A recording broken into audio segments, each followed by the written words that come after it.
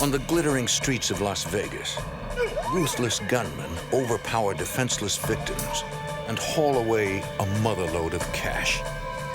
Following a trail from exotic dance clubs to the tranquil suburbs, authorities finally put down the reckless robbers. But a daring jailbreak leads the FBI to a violent showdown with a man so desperate he'll risk his own family to get what he wants.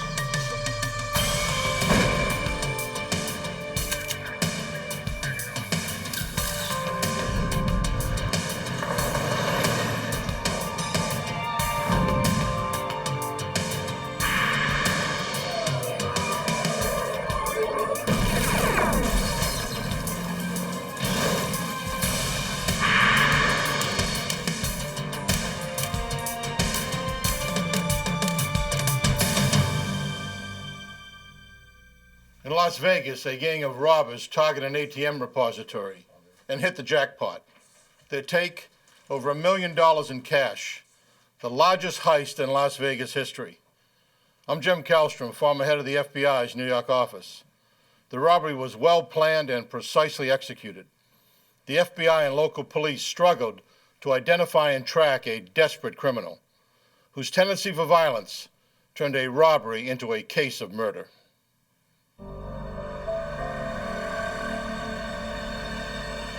Las Vegas, a gambler's paradise, where even criminals sometimes try their luck. On the night of December 21st, 1998, a Las Vegas couple and their 18-year-old sister-in-law prepare to go to work. The family owns a janitorial service that cleans commercial buildings. Suddenly, two masked gunmen rush up and force them inside their own van. For the cleaning crew, an ordinary workday has just become a night of terror. The gunmen blindfold and tie up their three captives.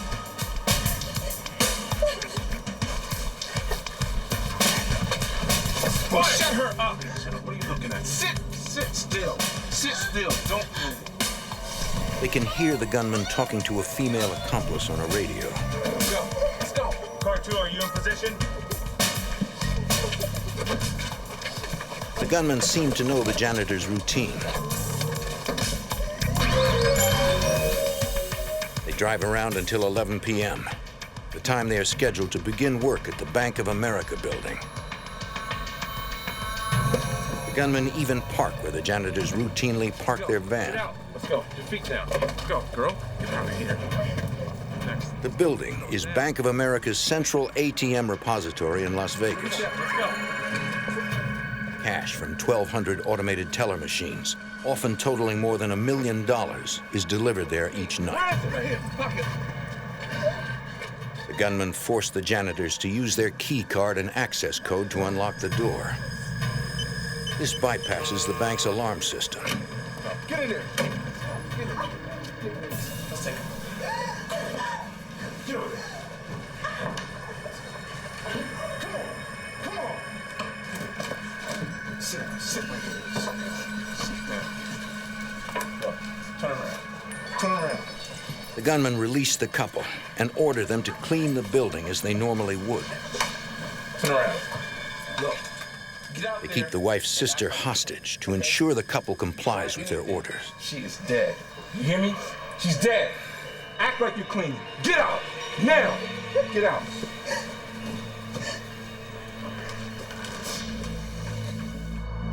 At 11:30 p.m., an armored car arrives to pick up the night's cash deposit. Following a standard security protocol, the two guards first call the bank security company to ask if there have been any unauthorized entries. We're checking out the parking lot, the only thing. The alarm company reports that the only people inside are the janitors.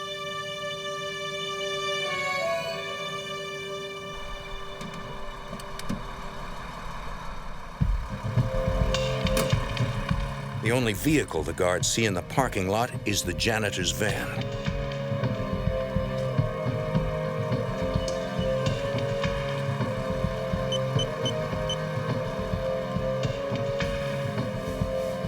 Inside, everything seems completely normal.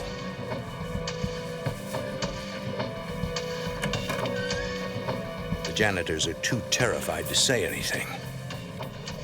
The life of an 18-year-old girl is at stake.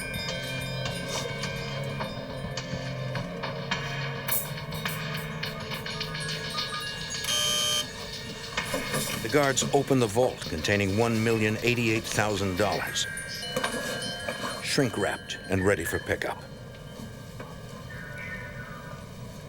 Suddenly, Get down! Get down! Get on the floor!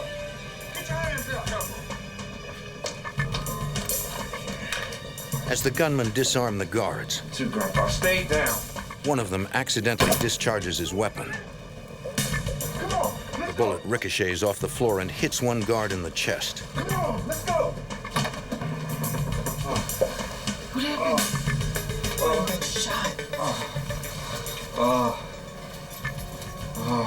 Hang on. One of the guards calls for an ambulance. 12. My partner's down. He's been shot. I need an ambulance quick, please. Please. FBI Special Agent Henry Schlumpf arrives at the scene. He heads the investigation.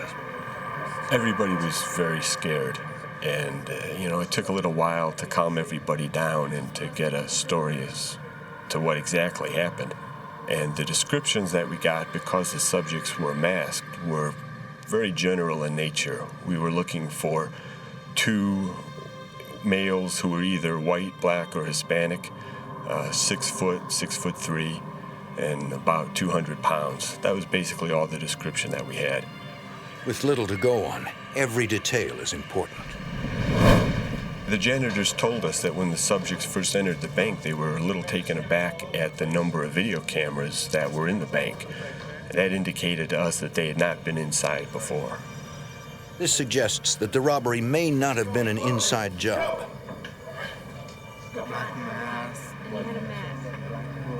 Agents interview a truck driver who witnessed the robbers leaving the depository. Turned over to here, I saw 2 guys just... The truck driver was making a late-night delivery to a nearby store. He saw 2 men run out of the depository and throw some bags in the back of a white Chevy S10 pickup truck. And they just took off in that direction. Authorities begin searching for the getaway truck. I put out the announcement for all responding units to look for a white Chevy S10 pickup truck. It wasn't very long after that the vehicle was found about a quarter of a mile from the depository, just parked on a residential street. Investigators run the truck's plates. Ironically, the truck is a police maintenance vehicle that was stolen from a Las Vegas Metro Police lot 1 week earlier.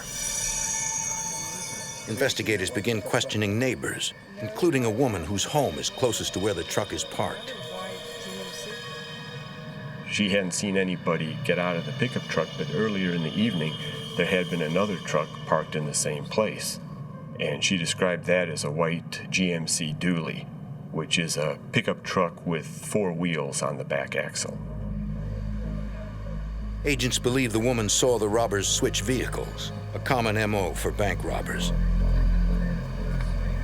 They issue an APB for the white GMC truck. Hours later, they receive the welcome news that the wounded guard has undergone surgery and will survive. The next day, the bank determines that a total of $1,088,000 has been stolen. To date, it is the largest bank robbery in Las Vegas history. Although FBI agents believe this was not an inside job, they cover all their bases by interviewing the armored car guards and all bank employees. We didn't have a lot to go on.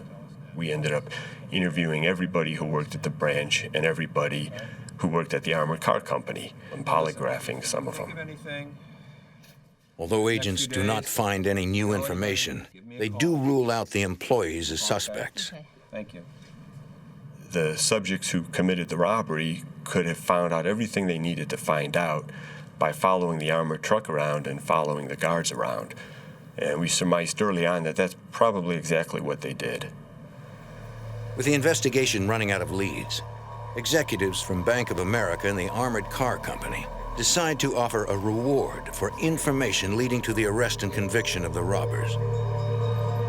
Agent Schlumpf advises them on how large the reward should be. And I said $50,000, which was quite a lot for a bank robbery, but we were going to need to generate some public interest in this case. Okay.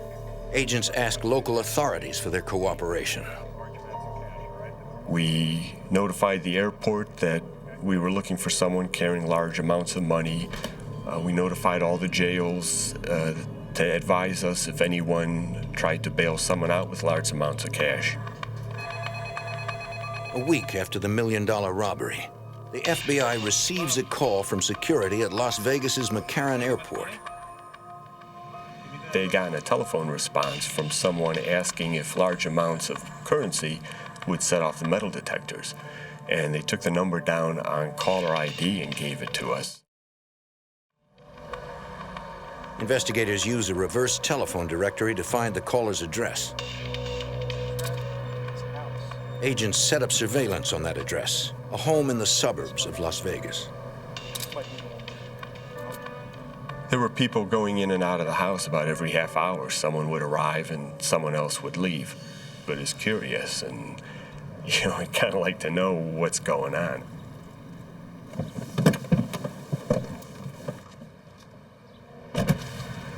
After several hours, agents decide to interview the people in the house.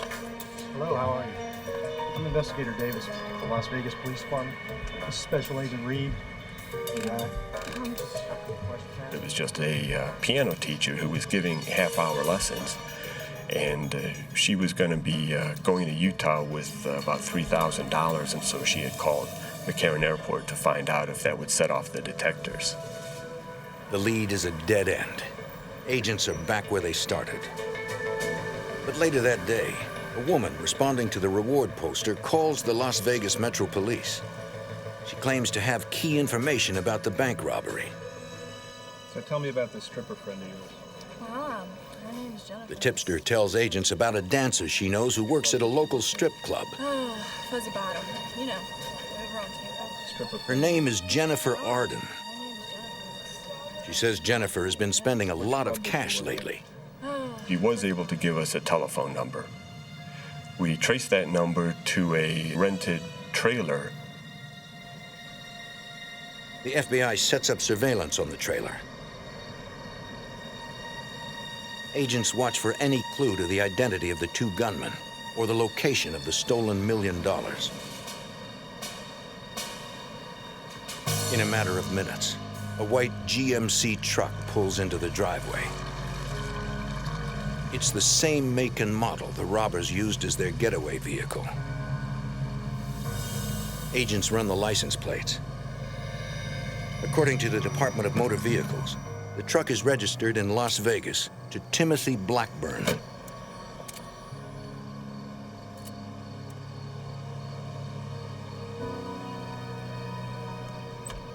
The driver enters the house and leaves minutes later.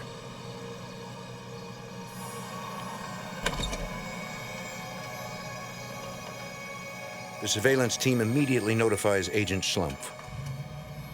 The sighting of the GMC pickup gave us enough probable cause to get a warrant for the trailer. Moments later, a SWAT team surrounds the trailer. To serve the warrant, we brought a lot of people with us because we knew we were looking for armed and dangerous subjects. They had already shot one person. We knocked on the door of the trailer and nobody answered, so we kicked the door open and served the search warrant. The SWAT team finds one man in the trailer. He identifies himself as Riley Bates. He reveals that Jennifer is his girlfriend. One team of agents begins searching the trailer for evidence, while another heads to the strip club to question Jennifer. FBI, I'd like to ask you a few questions, please. About what? You've been spending an awful lot of money. the exotic dancer told us that the money was her money that she had made over the past 4 years dancing, and that she didn't know anything about a robbery or anything else. Back at the trailer, agents continue to search for clues. In the bedroom, they find a heavy-duty combination safe. It looks brand new. The trailer was filled with trash, and it was not the kind of place where you would expect anybody with any money to be living. And yet here they had this brand new safe they had bought. What's the combination? Riley claims the safe belongs to his girlfriend, and only she knows how to open it. We'll find out.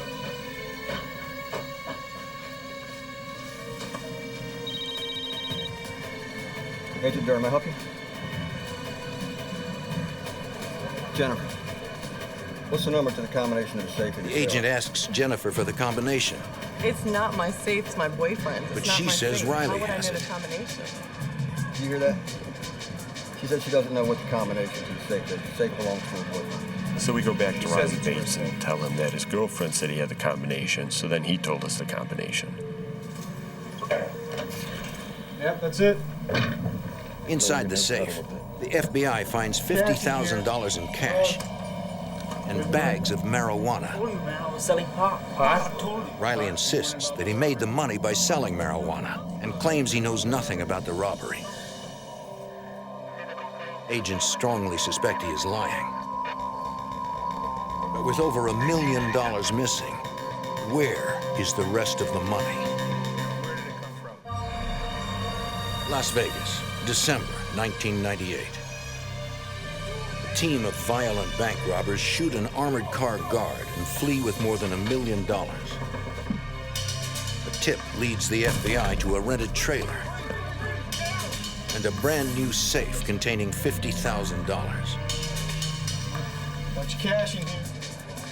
Jennifer Arden, an exotic dancer, claims she earned the money dancing.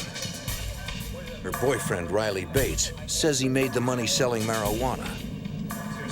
Now agents must find the rest of the money.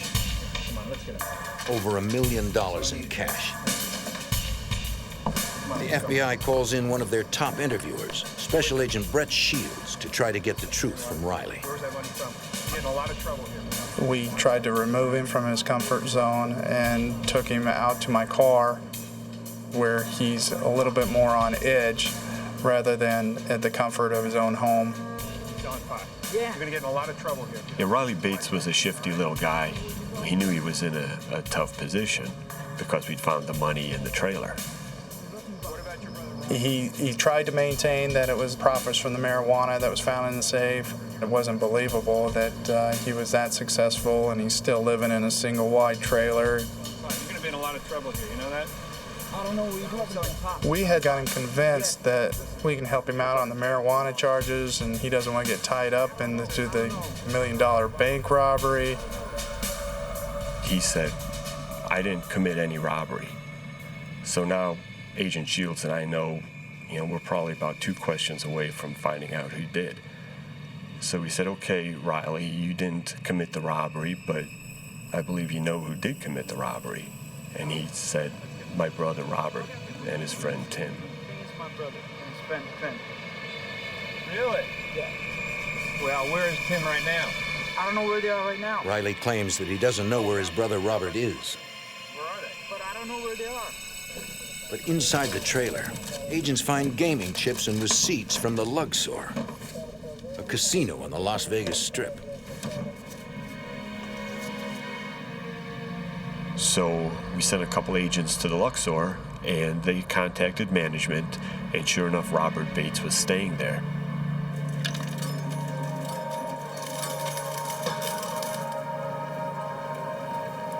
The hotel's head of security tells agents that Robert Bates has been spending heavily, paying for everything in That's cash. located where, sir? That's in the southeast town. You see the types of items that they're purchasing. Judging from his guest portfolio at the Luxor, Robert Bates had been just partying constantly since the night of the robbery. The 2 agents stake out Bates's hotel room until he returns. he was on some kind of drugs. There's no point in trying to interview someone if they're stoned on whatever he was on. Bring your hand back, Mike. Inside Bates's hotel room, agents find drugs, a gun, and $5,000 in cash. With nearly $1 million still missing, agents now concentrate on the second suspect named by Riley Bates, his brother's friend, Tim Blackburn. We set up surveillance on Timothy Blackburn's house. So we had police and FBI agents surrounding the house. They decide to approach Blackburn, but proceed cautiously. He's been investigated for armed robbery in the past and is considered highly dangerous. Tim Blackburn was about 26 years old, 6'3", 230 pounds. He was a martial arts expert, and he liked fighting, and he liked guns. He was an accomplished marksman. The FBI's criminal apprehension team moves into position. Special Agent Castle Nishimoto is a member of this elite tactical unit. My job was to watch the streets. I knew he was armed, but I wasn't particularly scared at that point because I felt confident that I would be able to spot him, and from where I was watching. The agents were just approaching the house to make contact with the people inside when a car comes driving down the road. The SUV suddenly accelerates towards the agents. The driver loses control. And the vehicle stops, and a man jumps out and runs away. We assumed it was Blackburn who had run out of the car. He was jumping the fence, the walls in the back of the house and so forth, and trying to get away. And so from that point on, we began to search the area. The driver of the vehicle is Blackburn's sister-in-law. Authorities take her into custody. The FBI and Las Vegas police launch a house-to-house search for Blackburn.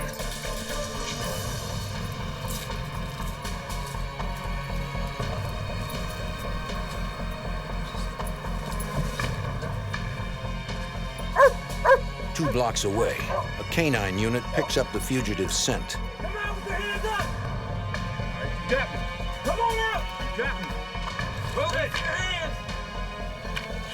Don't leave us in the dog, come on! Blackburn was found by a canine unit hiding under a deck in someone's backyard. He had a mask and he had an ankle holster. Fortunately for the canine officer, the holster was empty. There's nothing in it, man. Blackburn had lost his gun jumping over fences. Hands behind you. Sorry, we got him. We're taking him inside for questioning. I don't have him. We're gonna find this. Investigators search the suspect's home while agents question Tim Blackburn and his wife, Sophia. Because I know that you know what's going on. I know that you know where the money is. Can you tell us where the money is now, where it's been put? They offer Blackburn a reduced sentence if he will admit to the robbery. I don't have any money. If you don't see it, it's not here. He refuses. Investigators continue to search the house. An evidence response search is very methodical. It's not just everybody running around to where they think something might be hidden. Everything is photographed first, and then the search progresses room by room, and then the outside is usually done at the end. They find some flex cuffs, like were the same type that the janitors had been bound with, and they found some walkie-talkies and some other surveillance equipment.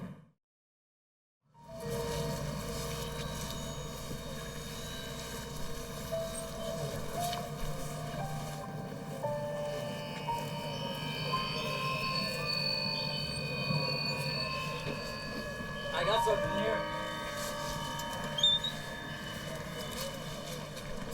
Early that morning, in Blackburn's backyard, they find several duffel bags inside the doghouse. I just couldn't believe that he put the money in the doghouse. And then on second thought, I thought, well, maybe that might not be a bad place to put the money, since nobody looks there. It's just an innocuous place. Investigators recover more than $900,000, 90% of the stolen money. It took about 10 hours to count it. So by 4 o'clock that afternoon, we knew we had the money from the Bank of America robbery. The U.S. District Court charges Tim Blackburn and Robert Bates with bank robbery, kidnapping, carjacking, and using a firearm in the commission of a violent crime. They are held at the North Las Vegas Detention Center. But the FBI's work is unfinished. They believe that Blackburn and Bates were not working alone. We knew that there was probably someone else involved in the robbery, that it was too much logistically for only 2 people to do. Agents suspect Sophia Blackburn might be involved because her story does not seem credible. I was at the house several times to talk to Sophia Blackburn. Sophia claimed to have no knowledge of the robbery, and in fact, she provided an alibi for Tim Blackburn on the night of the robbery. She said she was with him the whole night. She couldn't account for the money that they found or the other items that were in the house. She was worried because her husband was in jail and she had 2 young daughters to raise herself. So she was claimed to be cooperative, but she would have these stories that were in no way even close to plausible. But that's what she was going to stick with. And, there was not going to be really any way to talk her out of them. There was no way that she was ever going to give us any information that would implicate Tim Blackburn.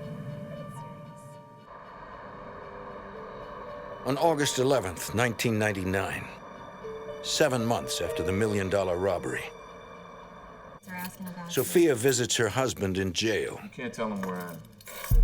She secretly uses a tiny tool on her keychain to loosen the screws securing the divider window. That's good. So my babies are doing all right, man. Babies are great. As the visiting room guard leaves to escort a prisoner,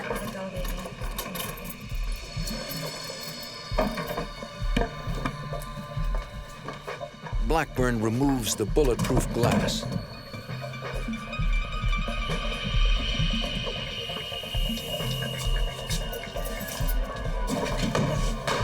Tim Blackburn climbed through the window and dived into the sally port.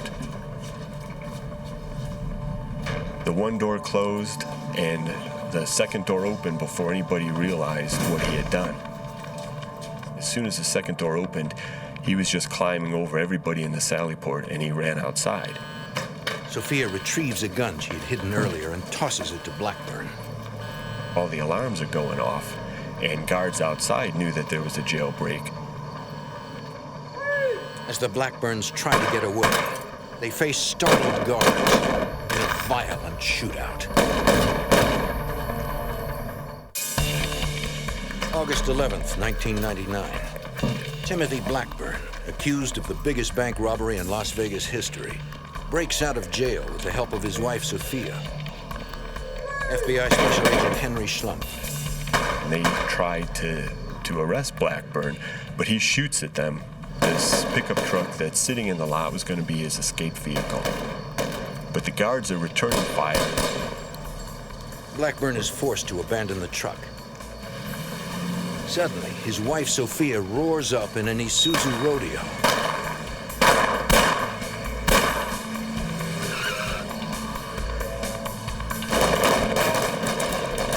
In a matter of seconds, they are out of range.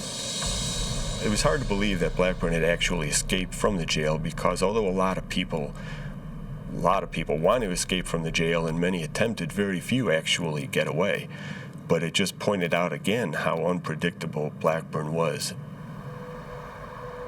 Looking for leads, FBI agents Henry Schlumpf and Brett Shields tracked down the suspect's relatives. Blackburn was going to have to go someplace to get some help. Agents check out an apartment building where Blackburn's sister-in-law lives. Parked out front, they find the same Isuzu rodeo used in the jailbreak. They run the plates and discover it belongs to Blackburn's wife, Sophia. We see the truck in the parking lot. So now our heart's racing just a little bit more. Adrenaline's pumping. Since he was in federal custody, it falls under the U.S. Marshal's jurisdiction as well. So I called some Marshal friends of mine. We're sitting on this truck not knowing if he's going to come back out to this truck, and we're going to have a confrontation right there before the marshals get there.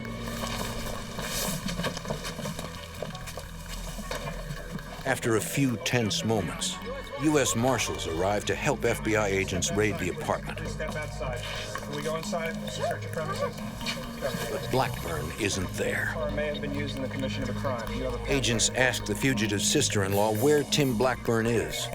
She says she doesn't know. This could be extremely They ask why serious. Sophia's Isuzu is there and not her own car, which authorities know as a Nissan Pathfinder. I'll be as bad for you as him. She claims it's in the shop, but her story does not check out. Agents suspect Blackburn is on the run with her Pathfinder. Can you tell us where it is? No, I have no idea where it's at. For the next week, the FBI searches for Blackburn, his wife, and their 2 little girls. They come up empty. Then, 9 days after the jailbreak, a Las Vegas police helicopter spots a Nissan Pathfinder parked in the desert.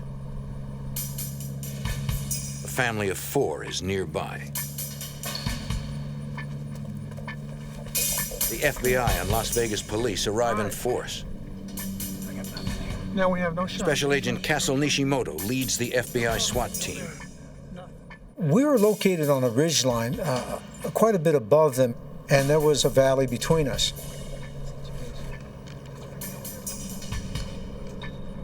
We can see some people about half a mile away, too far away to identify them.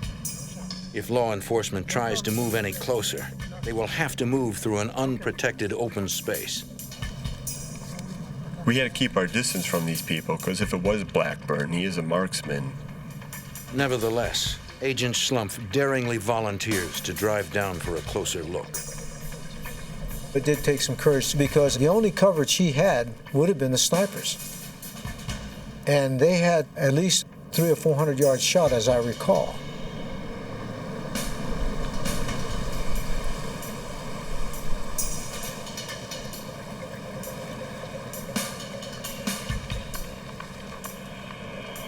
As Agent Schlumpf gets nearer, he can finally make out faces.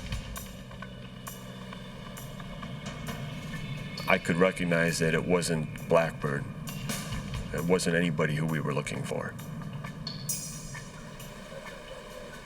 Authorities have hit another dead end. But Agent Schlumpf also realizes that authorities cannot continue to respond on such a massive scale. There must have been 100 vehicles in this valley. All the SWAT vehicles and evidence response team vehicles and police cruisers. And I'm thinking to myself, you know, we can't be doing this every time someone says Tim Blackburn. I mean, nobody's got the resources and we're going to burn ourselves out. The next night, law enforcement pursues the dangerous fugitive with every available resource. We had about 40 agents, police, marshals, Henderson Police Department, detention center people. We got everybody together, and we divided up into teams. And what we were going to do was interview every one of Blackburn's associates, search every house, find every vehicle that he could possibly have access to.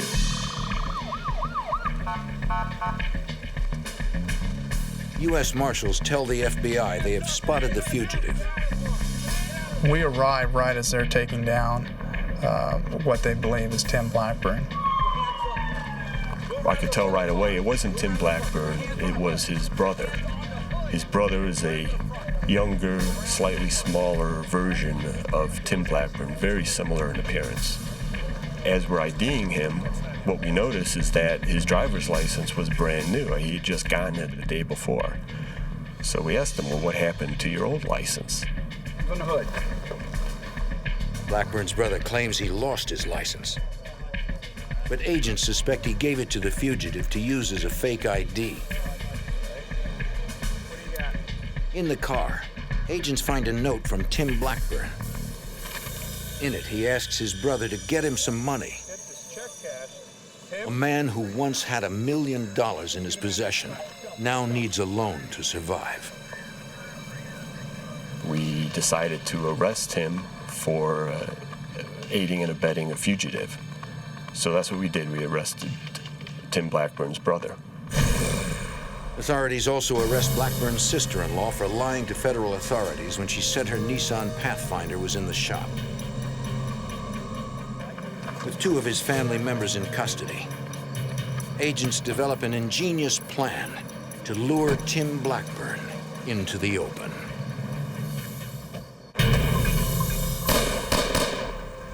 In Las Vegas, a violent bank robber breaks out of jail with the help of his wife. After 3 days of eluding authorities, agents decide to turn up the heat on the dangerous fugitive.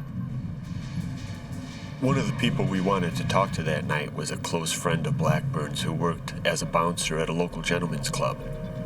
Most people who knew Blackburn either liked him or were afraid of him, and neither opinion was really conducive to providing information to us. His friend was really no exception. He didn't want to tell us anything, but eventually what he told us was that Tim Blackburn had called him at the time he was escaping. Blackburn had called up and said, I'm out, and this friend could hear the sirens and stuff in the background. You're the last guy that we know. So I told this friend, you are the last person who Tim Blackburn talked to that we know about, and I think he's going to call you again. And when he does, we want you to tell him that we've arrested his brother and that the people who have assisted him are going to have to pay for what they did to help him. This putting pressure on Blackburn was an effort to try to get him to realize he couldn't really escape, to get him to turn himself in wherever he was at. The next morning, this friend called me up and told me that, sure enough, Tim Blackburn had called him again, and that he had told him that I'd arrested his brother and his sister-in-law. And, I asked him what did Blackburn say, and he just said he was mad. 2.5 weeks after the jailbreak, FBI agent Henry Schlumpf learns that Blackburn may have returned to Las Vegas. I got a phone call from a Las Vegas SWAT officer. He had just met someone who gave him some information regarding Blackburn's whereabouts in Las Vegas, which to my mind was doubtful. I doubted Blackburn was in Las Vegas. But I asked the officer to ask this fella if he knew the names of Blackburn's daughters. And sure enough, this informant did know the names, so at least we knew he did know Blackburn. The informant claims Blackburn is staying at a motel that caters to long-term guests. Agent Schlumpf and 2 Las Vegas SWAT officers rush to the location.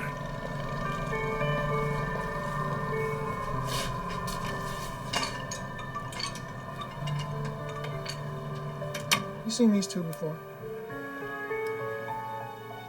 The manager says he's never seen the Blackburns before and they are not registered at the motel. Okay, that's your register. I'm gonna take that. You have a key? Still, Agent Schlumpf decides to rent a room so he can surveil the facility. Okay. All right.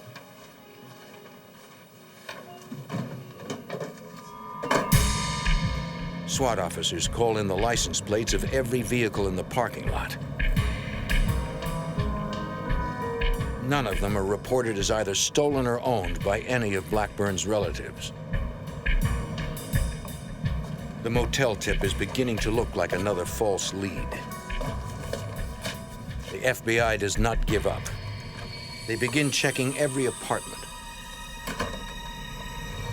So what we decided to do was to perform a ruse. We would have a complex security guard just start knocking on doors and notifying the residents of noise complaints.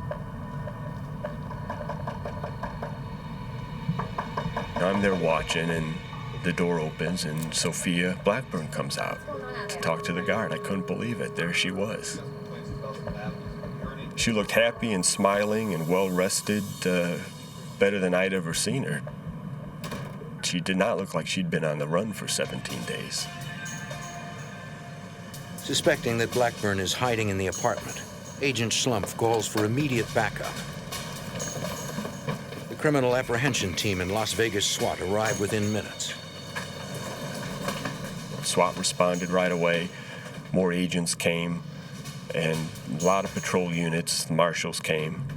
And what we did was we started evacuating the complex. Every apartment was evacuated except, of course, for the one where we thought Blackburn might be. And then we did what we do in 99% of our fugitive cases. Our criminal apprehension team placed a call into the apartment. I need to talk to Timothy Blackburn. What they do is they tell the person in there, look, we know you're there. You're surrounded. There's no way that you can get out. So come on out. We just want to find a nice, peaceful way to end this whole thing.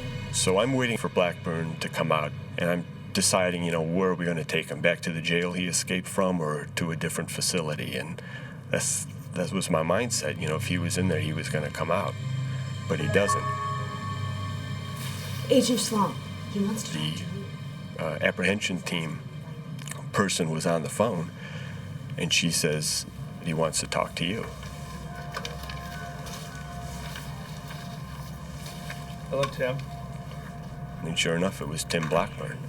And my job was just to keep him talking on the phone, because as long as he's talking on the phone, he's not shooting anybody.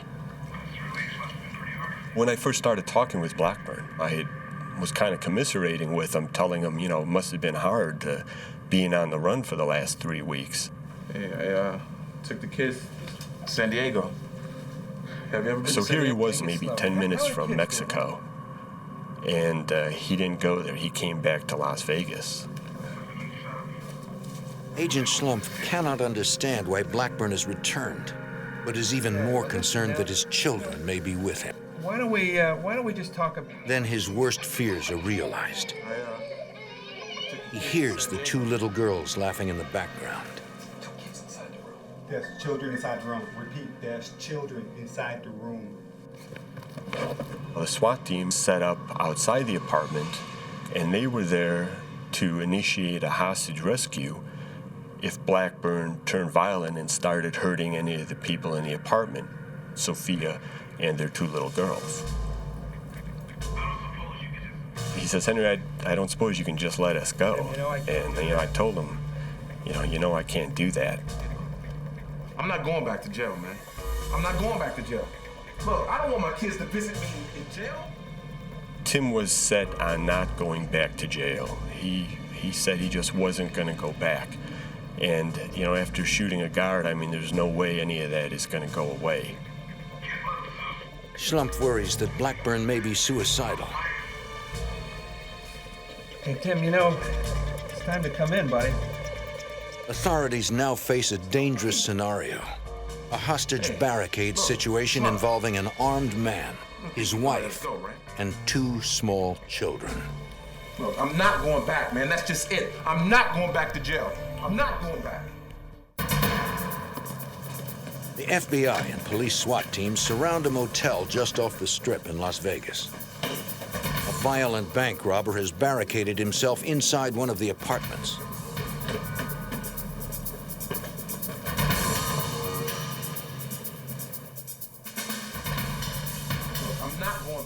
Tim Blackburn is armed and emotional. Inside the room with him are his wife, Sophia, and his two daughters. Oh, you came back. FBI agent Henry Slump tries to talk the desperate man into surrendering. Come on out. Although negotiators are present, Blackburn refuses to talk with anyone but Agent Slump, who months earlier had arrested him for bank robbery. I'm not going back to jail, man. I don't want my kids to visit me in jail. Agent Slump pleads with both Blackburn and Sophia to let the children leave the apartment.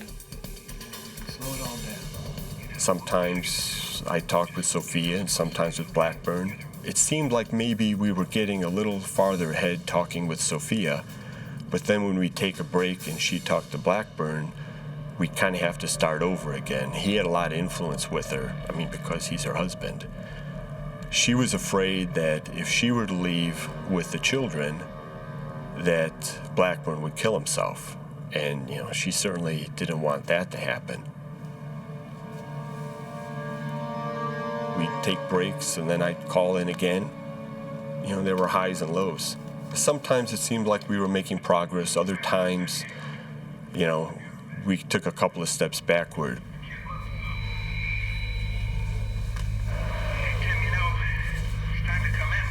So, Henry, what's the best place to shoot myself in the head, huh? He asked me what I thought would be the best place for him to shoot himself. And I told him that we had a lot of other things that we could talk about and try to work out before it came to that. How are the kids doing? Blackburn says he put his daughters in the bathtub to protect them. For their own protection. But the SWAT commander is concerned. Confining them could also be the prelude to a murder-suicide pact.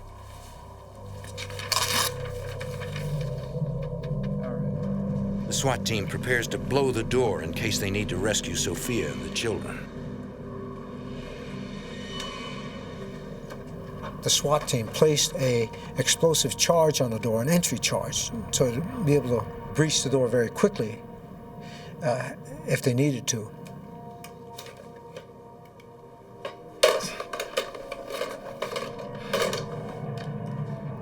After 4 long hours of negotiation,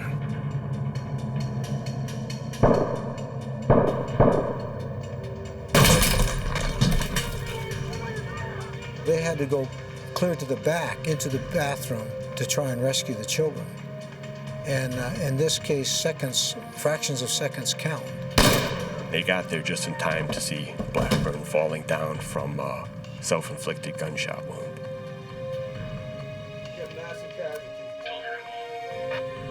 they find Sophia dead. Both the children have been shot in the head and are barely alive. I saw them running very quickly to try to save the children. The SWAT team got them to the paramedics, but they died in their arms. I felt quite saddened that my fellow SWAT officers tried their best and yet wasn't able to save the children. Our mission was to save lives, and we were not able to accomplish that. It was just devastating. It was like the worst possible outcome.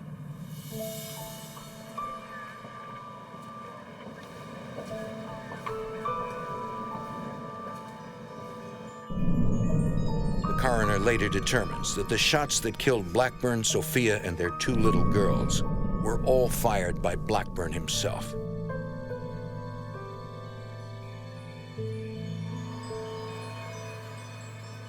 A few months later, in federal court in Las Vegas, Riley Bates and his girlfriend plead guilty to possessing stolen money. Because of their cooperation, they are sentenced to only a year. Blackburn's sister-in-law is sentenced to 1 year for lying to federal agents and impeding their investigation. Robert Bates pleads guilty to bank robbery and is sentenced to 24 years in prison. Today, Agent Henry Schlumpf has made his own peace with the tragic events caused by Tim Blackburn. He's ultimately responsible for everything that happened. He came back to Las Vegas to do exactly what he did. He came back to die. I don't think he was gonna ever come out of that apartment or let anybody else come out of it either. Las Vegas law enforcement will never forget the deaths of 2 innocent children. For them, the Blackburn case is all about lost hope and the tragedy of a desperate agenda. In Las Vegas, an ex-convict is back to his old ways. Big money cons, low-level burglary, and violent assaults. Local police track him, but he's gone. The FBI joins the case, and the violence escalates. To capture the desperate fugitive, authorities need to anticipate his next move.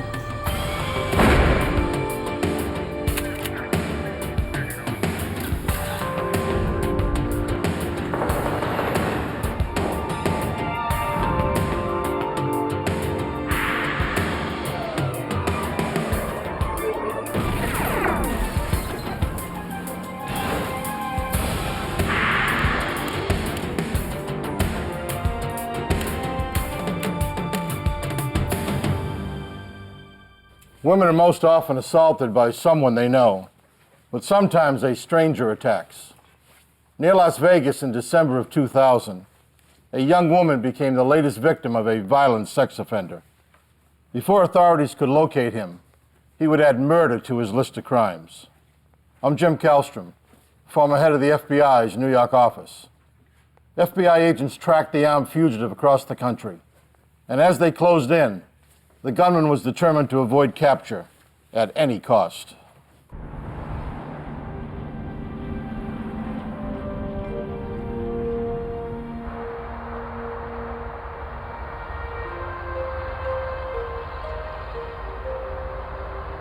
Las Vegas, Nevada. Beneath the bright lights are thousands of workers keeping the town running, and criminals ready to take whatever they can. Early on the morning of December 11th, 2000, in the Las Vegas suburb of Henderson, the 17-year-old waitress was on her way to work.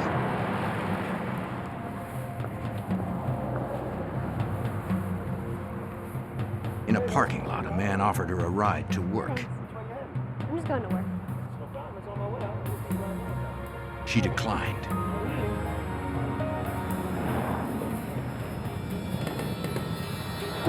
Let's go. Get in. Get in. Open. Hurry up, move it. Get in.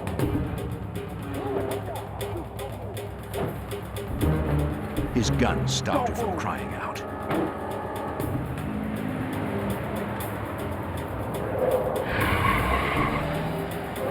He drove her to a secluded area where he sexually assaulted her.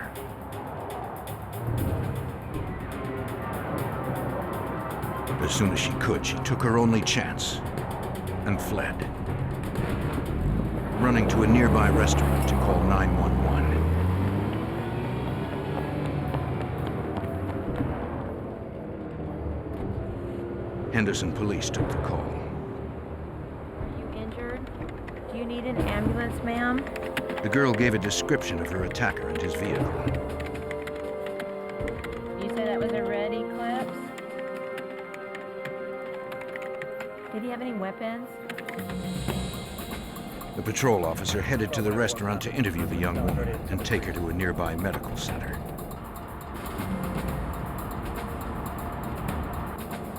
En route, he spotted a red sports car that matched the description given by the victim.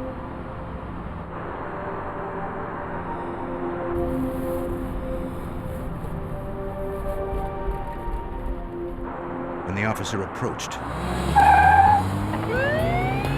the driver sped away. Matching that suspect vehicle description. It's a red Mitsubishi Eclipse, number 1 travel lane of westbound Warm Springs at Valley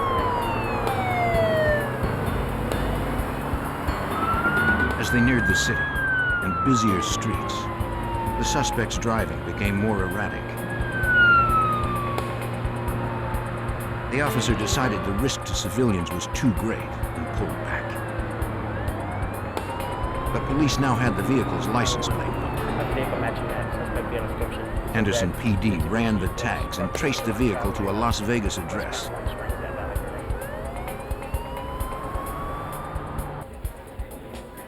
Las Vegas detective Barry Jensen contacted the owner, who explained he had given the car to his daughter to use.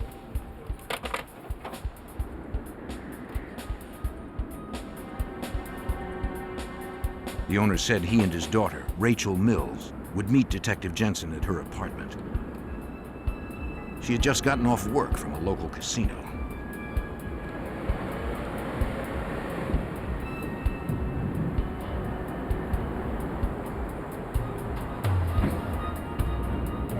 When the detective arrived, he told them about the car eluding police and reported sexual assault.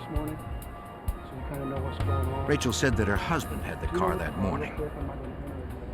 He had dropped her off at work at 5 a.m., and she had not seen him since. She hoped there had been some mistake. She knew that he had been arrested for sexual assault in the past. She knew that he had been in prison, but she didn't believe any of that was true, or she didn't want to believe that any of that was true. Rachel had noticed their car had been parked across the lot. Detective Jensen asked her to check the apartment and see if her husband had returned.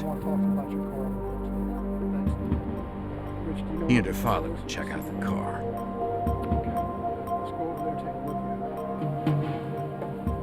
Looking around the apartment, she realized that her husband had taken most of his belongings. It appeared as if he had left her.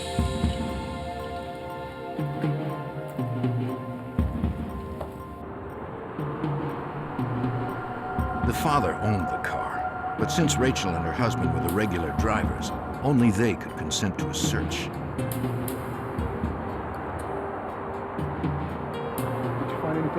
His stuff is gone. His clothes, the drawers, all the stuff he keeps on the dresser, photos, I don't know. Everything seems, it's gone. Would you give me your verbal consent to search the car without getting a search warrant? Oh, okay. You got a set of keys. Though shaken by what was happening, Rachel gave Jensen permission to search the vehicle. The detective believed the placement of the car far from the apartment was telling.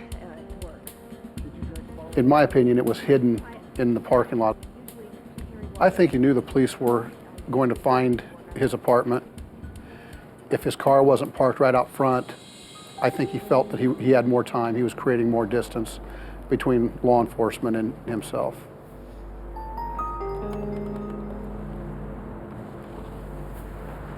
Inside the car, Jensen noticed that the few personal effects matched what the assault victim described, pointing more suspicion toward Rachel's husband.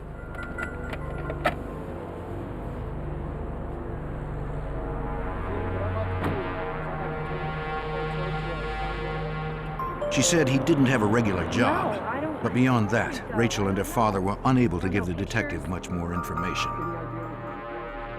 All they were able to tell us was that he loved to play blackjack and craps. They had no idea where he was getting the money to do that.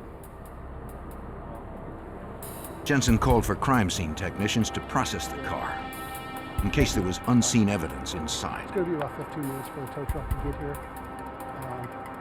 He had to tell Rachel that her husband was a strong suspect in the assault of a 17-year-old girl.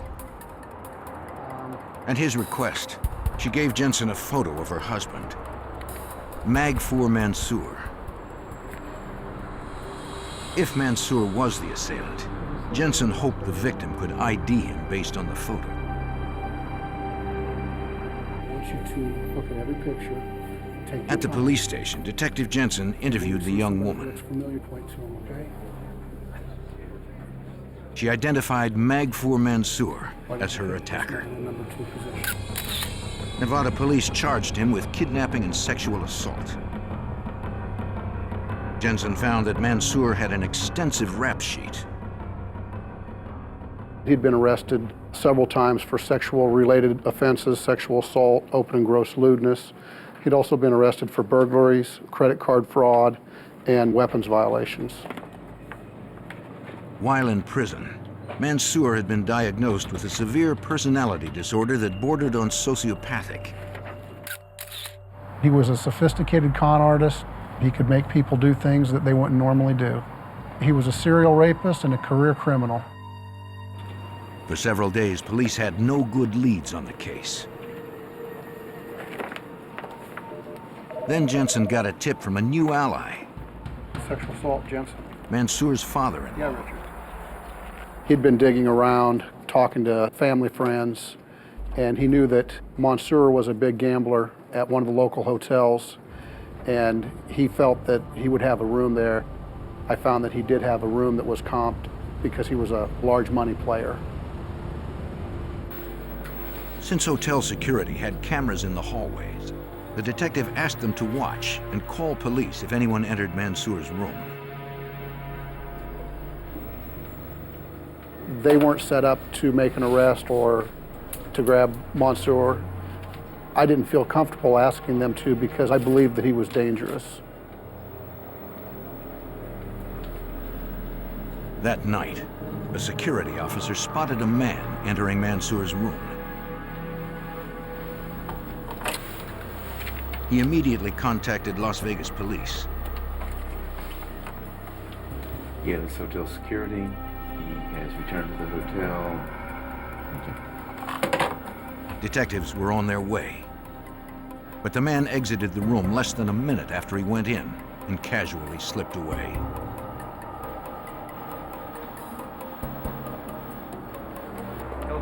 When the Vice Squad detectives arrived, they checked his room. We found a suitcase and some family pictures, nothing else that would help or further our investigation. They searched the entire hotel casino, but there was no sign of Mansoor. They realized in order to find him, they needed more resources,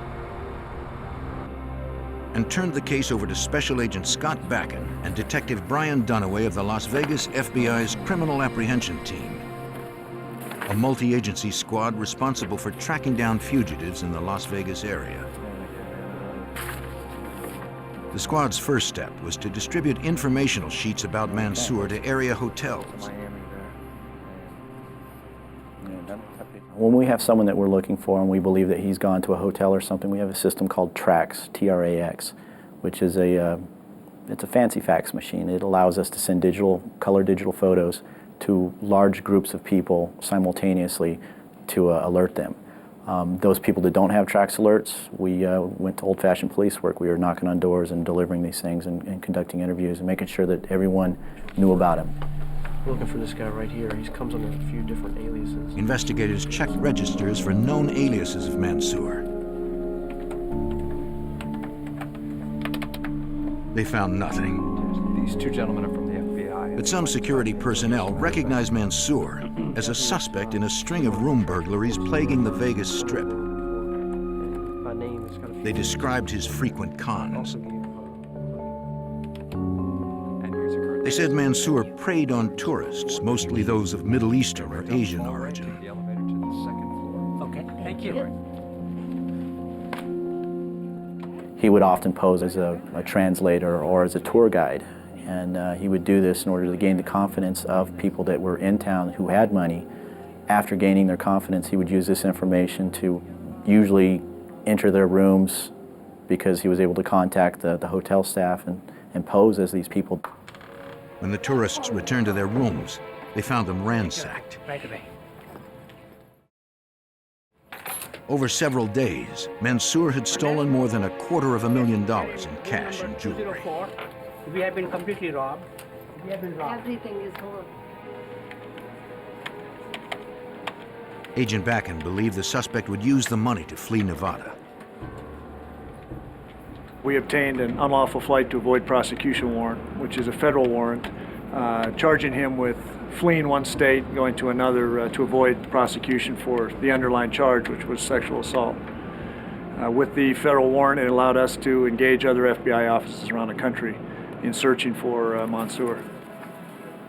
They tried to narrow the scope of the nationwide search by reviewing any piece of information they could find regarding the suspect. We were able to gather INS records, immigration records, that type of stuff, and we found that he had been in their custody for a great deal of time, and he was here citing some sort of religious persecution. And then we were able to pull in the records from New Jersey and the other places that he had been at. We found that he had been involved in gambling, fraud, generally property crimes types of things. Mansoor's wife gave them long-distance phone records which showed many calls to casinos around the country. We began developing a profile of him as a gambler, and once we did that, we focused our investigation on the gambling establishments. One of the gambling communities they notified was New Orleans. Casinos there should look out for it. On the morning of January 9th, 2001, 29 days after the Las Vegas sexual assault and kidnapping, a man in an obvious wig appeared at the New Orleans airport. Paying cash, he booked a flight to Las Vegas under the name Francis Gabriel. In the middle of the transaction, he changed his destination to Los Angeles. There you go. Thank you. Ticket agents are trained to spot suspicious activity. Security, please. Yes.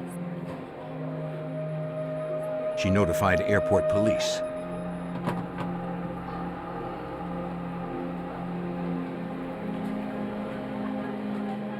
The wig, cash, and odd behavior was enough probable cause for the undercover officer to question the man.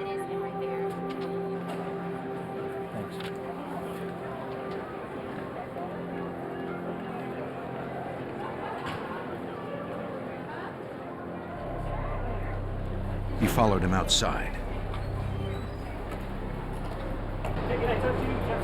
then asked to see his identification ticket. Like I'm asking you, you got your ticket?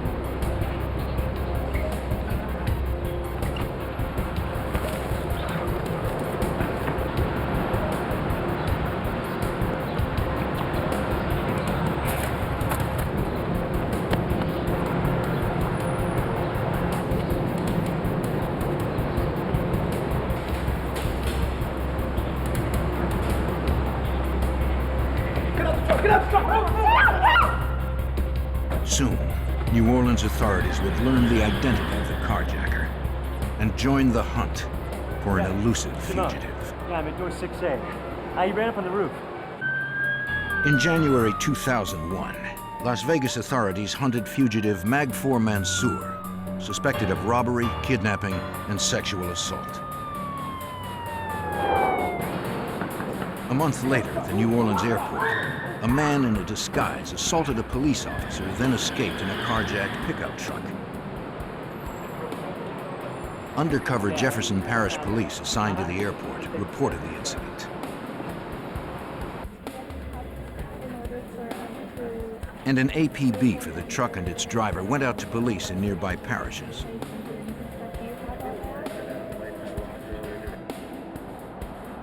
"30 minutes later, a St. Charles Parish deputy spotted the pickup truck 10 miles from the airport.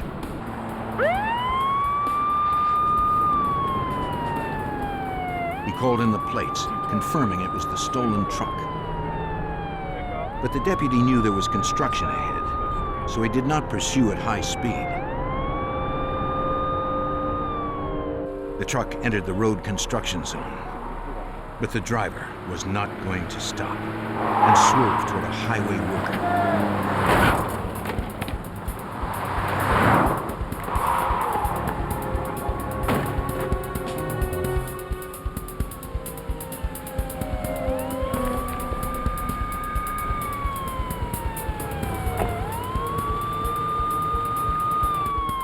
The St. Charles Parish deputy arrived seconds later.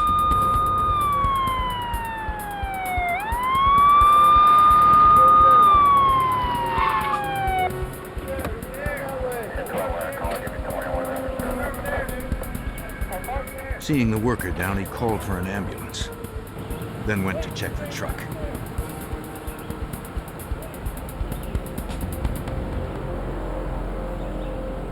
The carjacker was gone.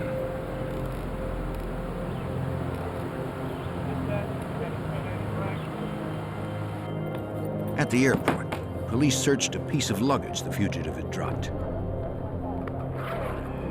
Since it was left unattended on airport property, Lieutenant Glenn Toka did not need a warrant. We found some identification with a photograph of the suspect, an Italian passport. When we checked that, it was found to have been a stolen passport, which the suspect had obviously placed his photograph on. Police also found a list of stolen credit card numbers, players' cards from casinos throughout the United States, and multiple Social Security numbers. Because of possible interstate fraud, Jefferson Parish Police called the New Orleans FBI. They forwarded the photo and name used on the stolen passport to Special Agent Sandra Zulli. We immediately started running that name through our system to try to identify photographs of anyone that used that name. The photo of fugitive Maghfoor Mansoor, wanted out of Las Vegas, matched the one on the passport. Calling Vegas to learn more details, Zulli confirmed it was him. Despite the best efforts of the emergency personnel, the highway worker died of his injuries.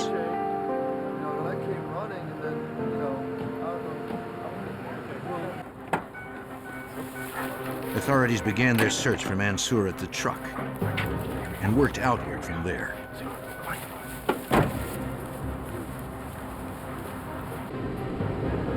Lieutenant Toka joined the search near the Mississippi River. We did about a mile radius search, plus the state police helped us on the perimeters that were doing the search. We had a helicopter up, plus we had tracking dogs in the location.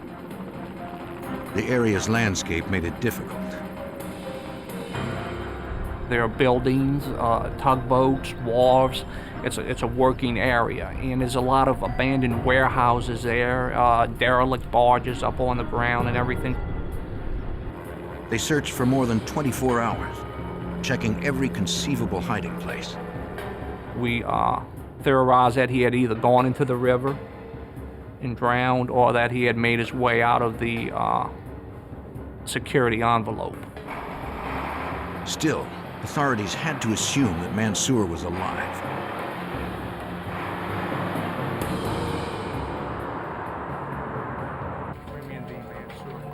They hoped to determine where the fugitive had been while in New Orleans. Perhaps he would go back there. They reviewed airline passenger lists and surveillance tapes to reconstruct the fugitive's movements.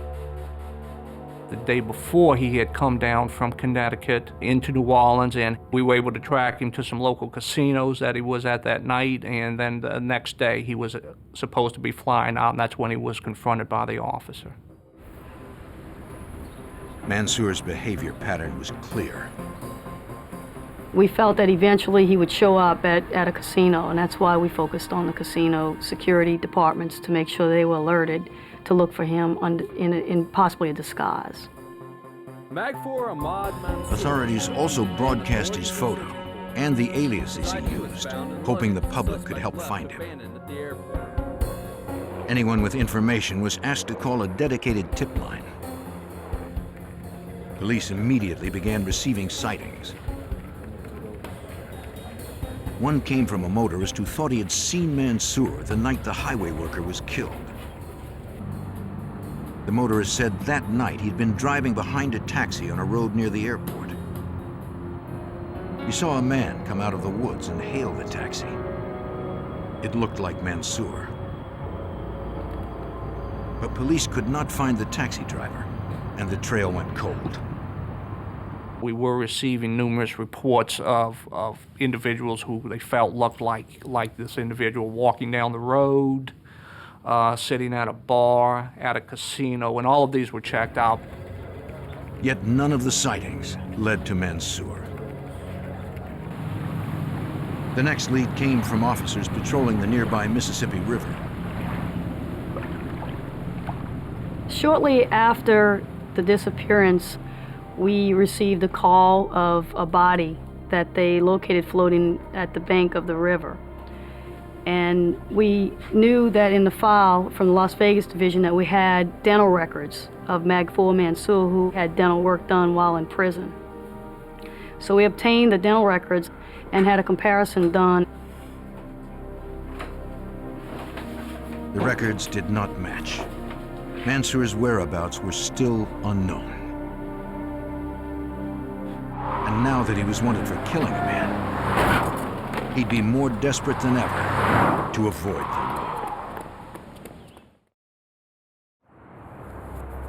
Wanted on a charge of sexual assault and kidnapping, fugitive Maghfoor Mansoor disappeared from Las Vegas.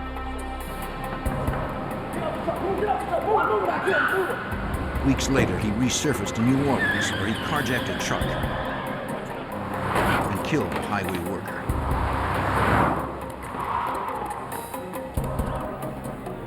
Not only was he moving quickly across jurisdictions, he was also using multiple identities, according to FBI Special Agent Sandra Zulli. Maghfoor Mansoor utilized so many different aliases. We determined that he was stealing identification cards on a regular basis while he was staying in the casino area. The players' cards that we located in the luggage were determined to be stolen from casinos. Some of those players' cards were from casinos in Atlantic City. To follow up on them, Louisiana agents contacted the FBI's Newark field office. Special Agent Joseph Fury checked on a casino player's card Mansoor used under the name Yasser Hamid. I called the hotel casino and talked to the senior vice president in charge of security, and he advised me that Mr. Hamid had in fact been a player at their casino, and on January 3rd of 2001 had played and won approximately $50,000. That was 6 days before the airport incident in New Orleans. But considering Mansoor's lavish gambling lifestyle, the money probably would not last long. If he was desperate for money, we thought he might come back to Atlantic City to gamble again. Agent Fury learned a New Jersey phone number had been found in Mansoor's luggage. We didn't know the reason he had the number, whether or not he had ever called the number, or who was on the receiving end of that call. Okay. Authorities traced the number to a house in the Atlantic City suburb of Brigantine and set up surveillance on it. They knew the house belonged to a local cab driver, but little else.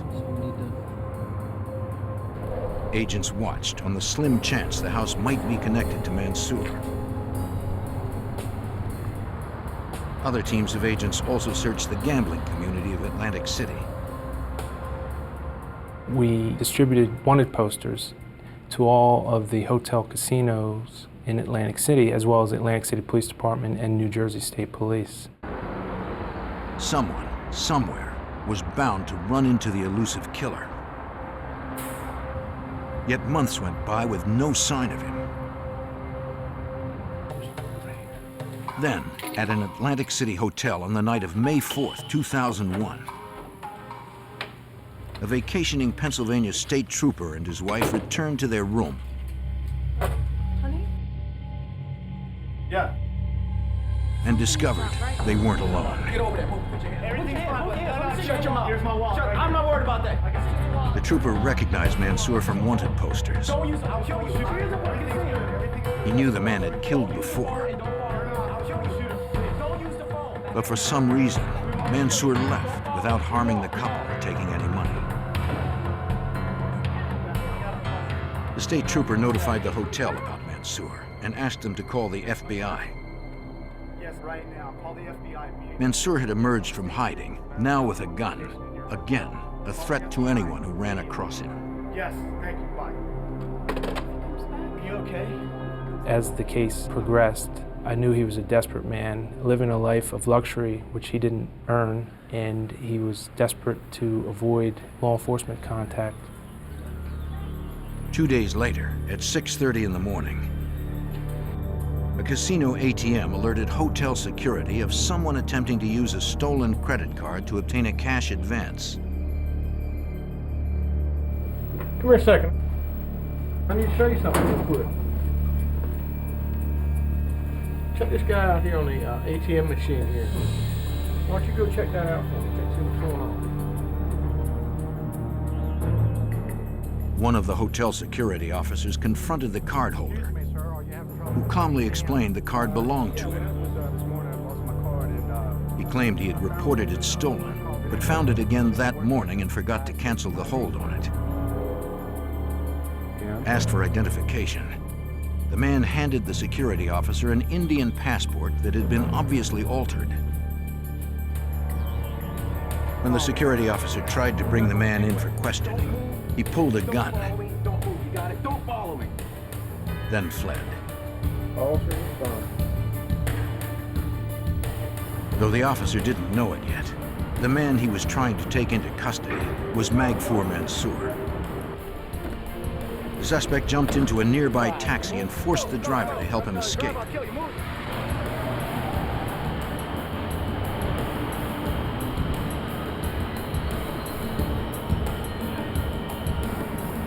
Hotel security called the incident in to Atlantic City Police.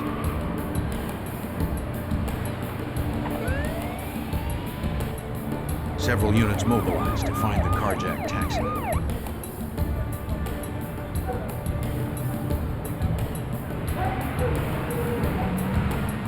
But once again, Mansoor was one step ahead.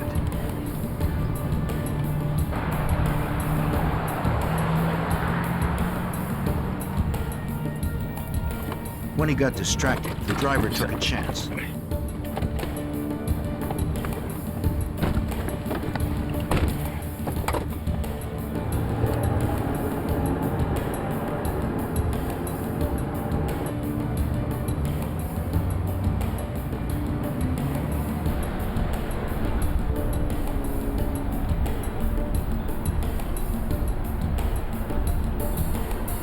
Minutes later, witnesses outside the Taj Mahal casino saw a well-dressed man leave a taxi idling at the curb and disappear inside. Fielding the calls about the incidents, Atlantic City police believed Mansoor must be involved. Authorities immediately responded to the Taj Mahal. Witnesses' descriptions matched the fugitive. And detectives found an altered Indian passport, the one from the ATM incident. The photo was of Maghfoor Mansoor. The cab driver stated that Mansoor told him he would shoot and kill him, as well as any police officer who stopped him, and he would not go back to jail. At that point, we kind of stepped up the investigation, knowing that it wasn't a one-time incident. It was an individual who was on a crime spree and seemed to be on a downward spiral. Maghfoor Mansoor had eluded authorities for months. Now, as agents surrounded the massive Taj Mahal casino, they hoped they finally had him cornered. The FBI sought Maghfoor Mansoor for kidnapping, sexual assault, carjacking, and second-degree murder. He had eluded them in Las Vegas and New Orleans. In May of 2001, he surfaced in Atlantic City. Hoping finally to stop him, FBI Special Agent Joseph Fury organized a search of the hotel casino Mansoor was seen entering.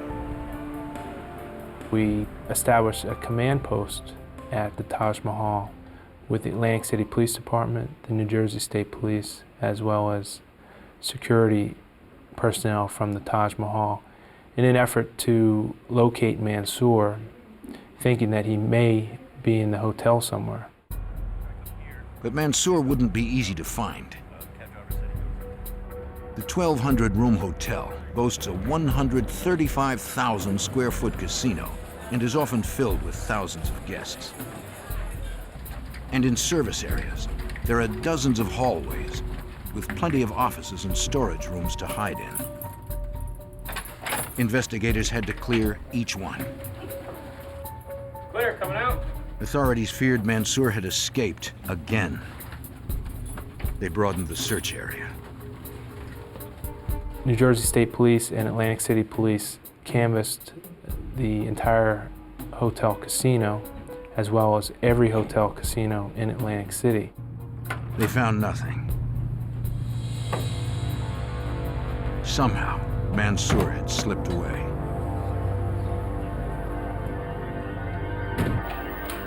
Investigators requested security tapes from all Atlantic City hotel casinos, hoping to find a lead. After reviewing hundreds of hours of tapes, they finally spotted Mansoor. He was getting out of a cab. Checking the taxi's identification number, state police learned it was owned by an independent operator living outside of Atlantic City, in Brigantine. I asked what the cab driver's name was and the location where they were going, and they told me a name which came back to the individual who I had been surveilling in anticipation of Mansoor returning to the Atlantic City area. Authorities returned to the Brigantine house with a search warrant and a SWAT team.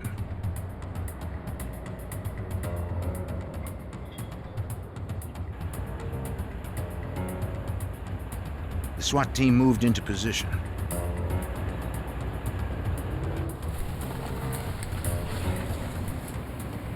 To get the cab driver out of the house, an agent called inside, posing as a dispatcher. He told the driver that one of his regular fares needed a ride. We felt that if Mansoor was inside, it might be a hostage-type situation. Put your hands on top of your head. Put your hands on top of your head. But the driver emerged alone, and they pulled him away so they could talk to him safely.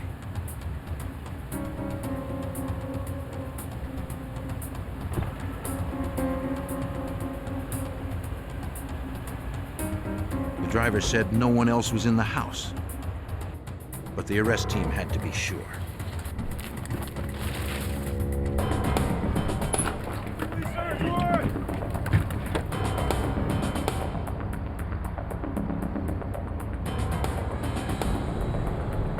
All clear. It was another disappointment. Okay.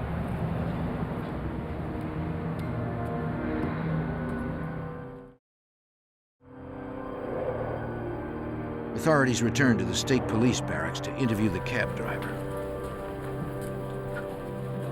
He said he had driven Mansoor around the Atlantic City area several times in recent years.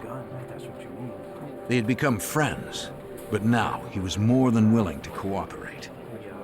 He immediately told us that Mansoor had been at his house that morning, had pulled a gun on him, and had ordered him to drive him towards Philadelphia, which was approximately an hour drive from Atlantic City.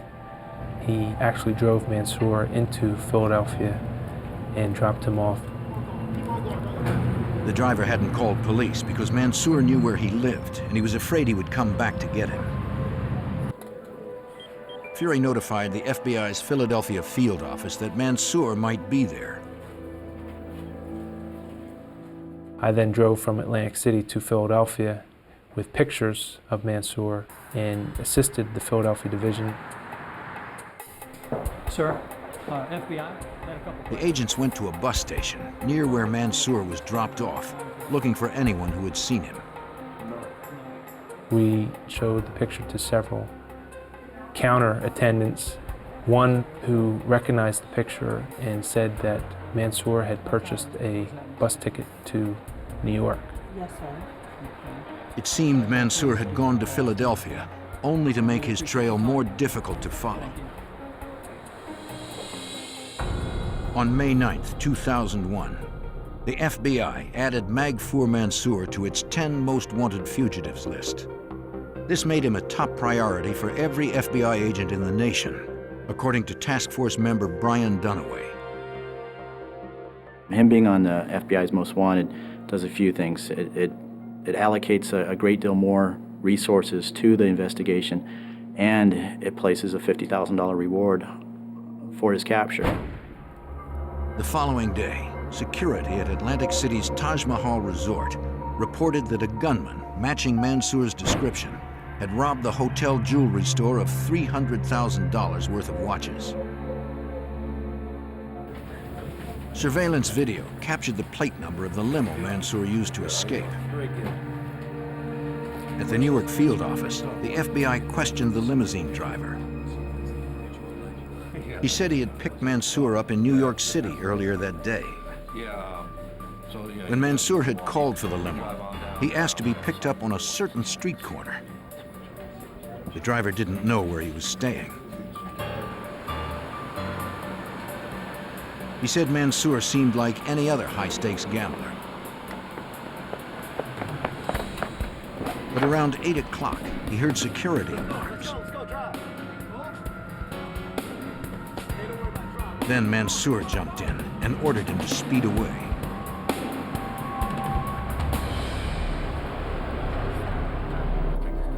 The driver followed orders. Mansoor had a gun. The fugitive got out of the limousine 5 blocks from the robbed hotel and hopped into another cab, a white Crown Victoria with New Jersey plates. The FBI asked local police to issue an all-points bulletin for white Crown Victoria cabs in Atlantic City. That night, police stopped every taxi matching the description.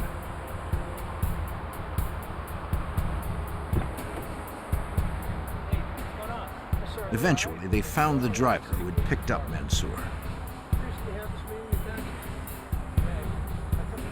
He reported that he had taken the man to Philadelphia and dropped him off at the airport. The FBI learned that only 2 flights had departed Philadelphia late enough for Mansoor to have boarded. Both were bound for Las Vegas. Manifests did not show Mansoor's name, but he might be flying under an alias they did not know yet. If Mansoor were on either flight, authorities in Las Vegas would be ready for him. In the pre-dawn hours of May 11, 2001, the FBI believed deadly fugitive Maghfoor Mansoor might be aboard one of 2 flights to Las Vegas. New Jersey FBI Special Agent Joseph Fury kept working as the planes traveled cross-country. I contacted the Las Vegas division to advise them that Mansoor had committed the armed robbery in Atlantic City, and he may in fact be en route back to Las Vegas. The Las Vegas Police Department as well as the FBI were at the airport waiting for both planes to arrive. Vegas detective Brian Dunaway had been tracking Mansoor from the beginning. He knew how dangerous and desperate the fugitive was. Everyone that we had talked to, everyone that knew anything about him, knew that he wasn't going to go back to jail. He had made those statements, and his actions were just of such desperation that he wasn't a person that wasn't going to face these charges. And his previous incarcerations and the records that they kept on him there was just no way he was going back. So he was going to go out in a blaze of glory. Mansoor frequently used disguises and false IDs to travel.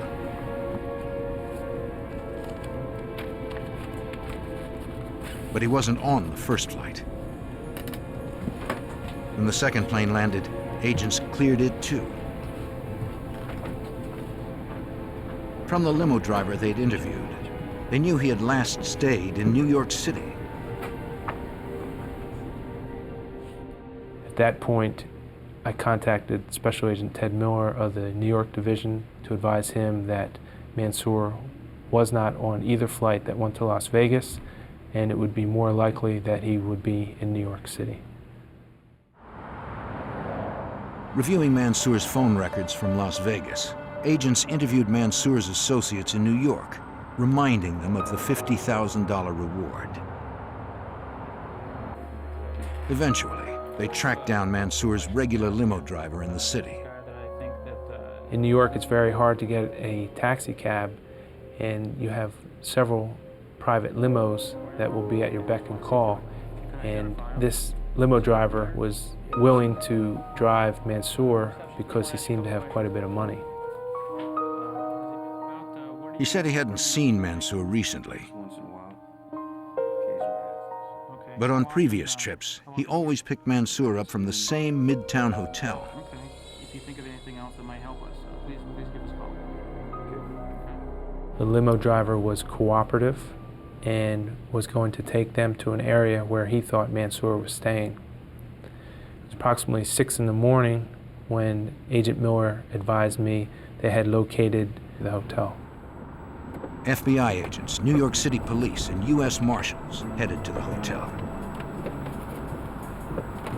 Special Agent Timothy LeTurner was part of the arrest team.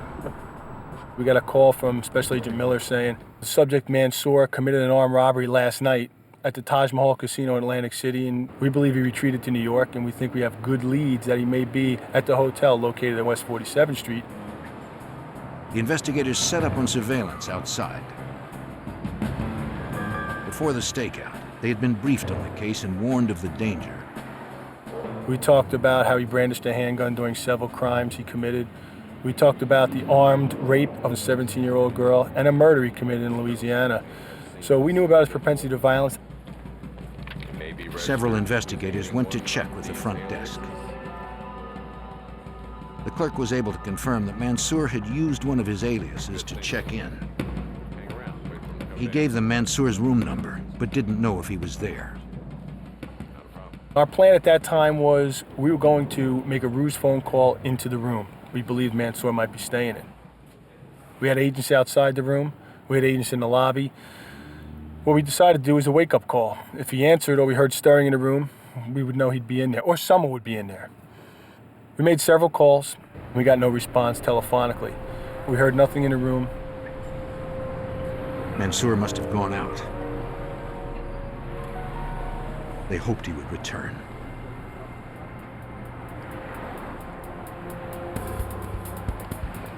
Hours later, they spotted him.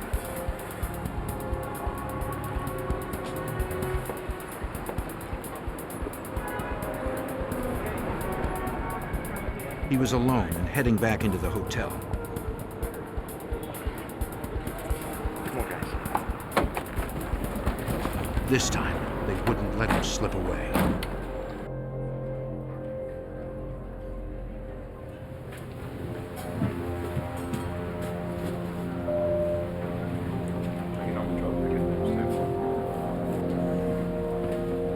Mansoor had long vowed not to be taken alive.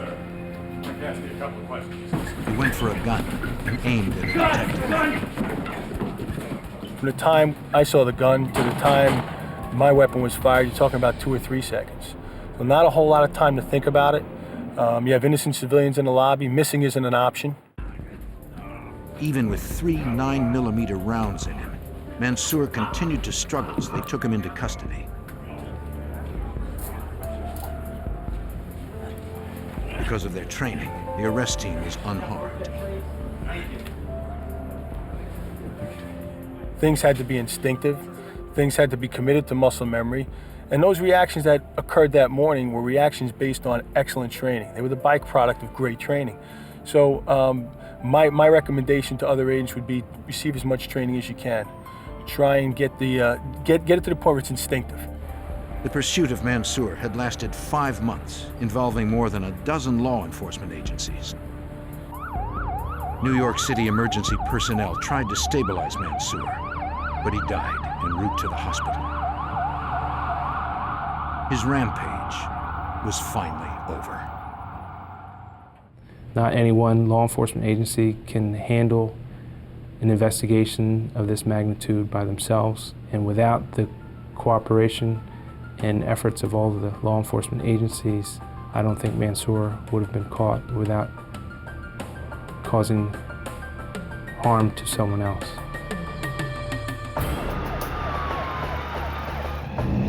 In Memphis, Tennessee, a horrible crime terrified local residents. Most never heard the young mother's screams, but they felt the loss. As local authorities searched for the perpetrator, they found many who had motive. Investigators were forced to consider whether this was a random act of violence or a crime of deliberate calculation.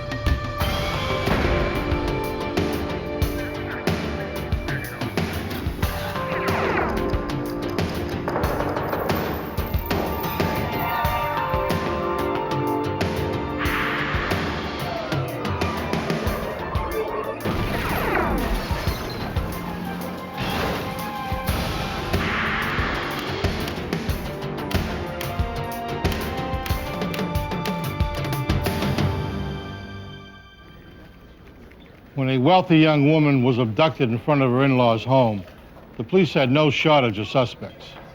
The 25-year-old victim left behind a tumultuous marriage, an ex-husband, and old boyfriends. All were on the FBI's short list.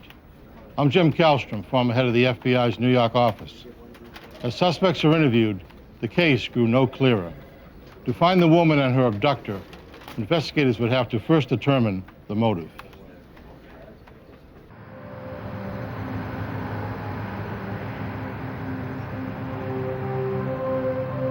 Tunica County, Mississippi, just south of Memphis, Tennessee, is America's third largest gambling destination. 25-year-old Shannon Sanderson had recently become one of the regulars. On April 19, 1996, the housewife from nearby Memphis, Tennessee, visited her favorite casino. Shannon was having a good night. She managed to turn $500 into $5,000 at the high-stakes blackjack table.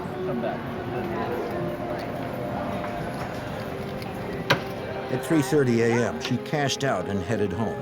Sure. Can I have security? Security. When players win big, most casinos provide a security escort to protect customers from theft. This casino was no exception. Upon Shannon's request, a guard followed her to the parking area. Oh, it was great. It was an hour's drive to Shannon's home in Memphis through secluded roads. She knew the route well. She loved to win, but could afford to lose.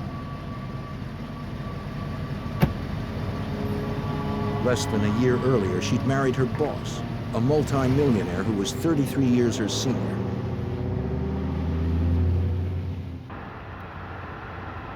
Earlier that evening, she had dropped off her 3 young children from her previous marriage at the home of their grandparents in northeast Memphis. It was about 4:45 a.m. when Shannon pulled into the grandparents' driveway to pick up her children. She needed to get them off to school on time in the morning.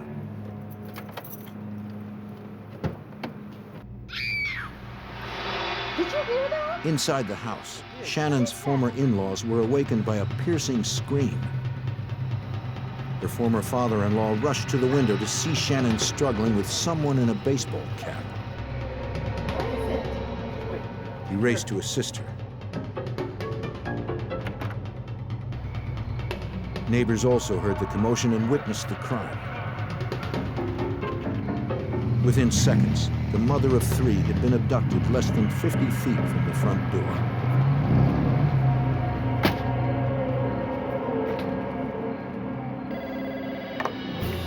The distraught grandfather called 911. Memphis police were immediately dispatched. In kidnapping cases, a quick response can mean the difference between life and death.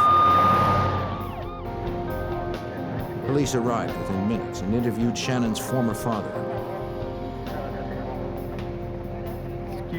Memphis police captain Richard David Wolson, a sergeant at the time, recalls that the shaken man did his best to recall what he had seen.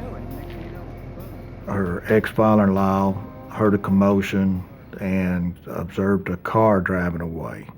At the same time, some other neighbors on the street heard the commotion and also looked out and saw a car drive away and gave a description of the driver and a description of the car. Despite the dim light, witnesses agreed that the driver had worn a red baseball cap. But their descriptions of the vehicle varied. Some described it vaguely as dark-colored and sporty. She was by herself. Another witness was certain that it was a maroon Chevy Beretta. She dropped the kids off by herself too, so. None of them could describe the driver's face. It was, like I said, though, it was hard.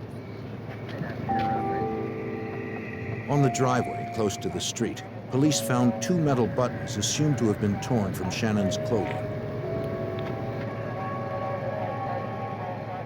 Close by, they recovered a single artificial fingernail. The victim's car was searched, but police found nothing to suggest the identity of her abductor or Shannon's whereabouts. Her ex-father-in-law had seen Shannon earlier that evening when she had dropped off her children.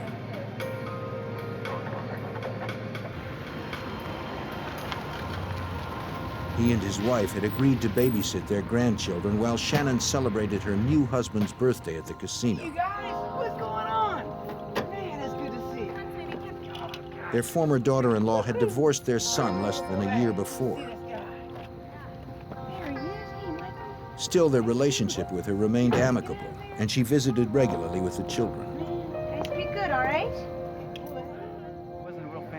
Shannon's former father-in-law told police the name of the casino where Shannon and her new husband liked to play. The casino confirmed she'd been there and won $5,000, but no one could say if she was with anyone in particular.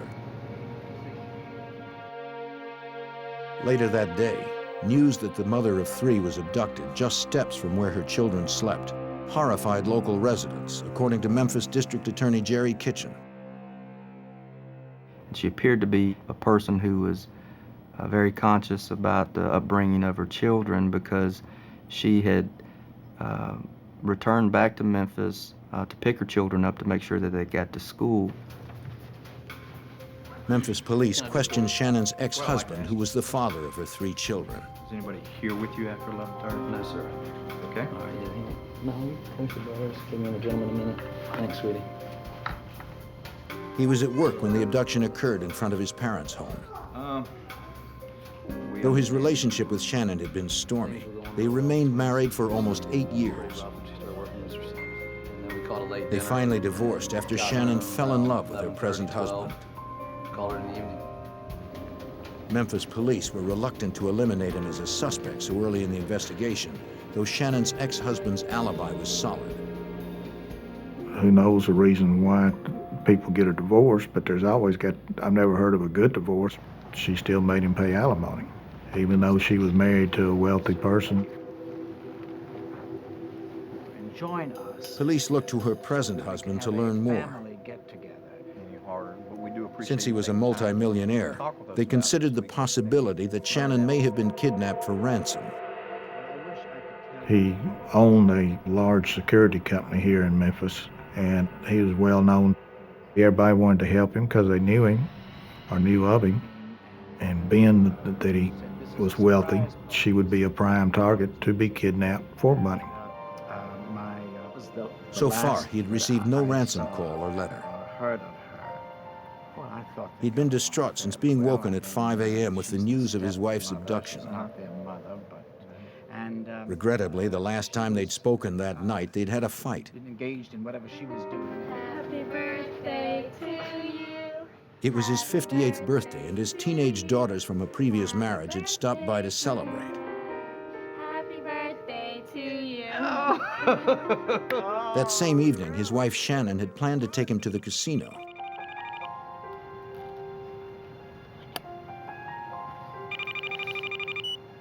Hello? Hi, sweetie.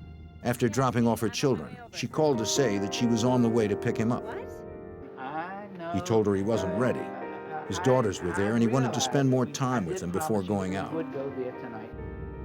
No. Shannon became angry.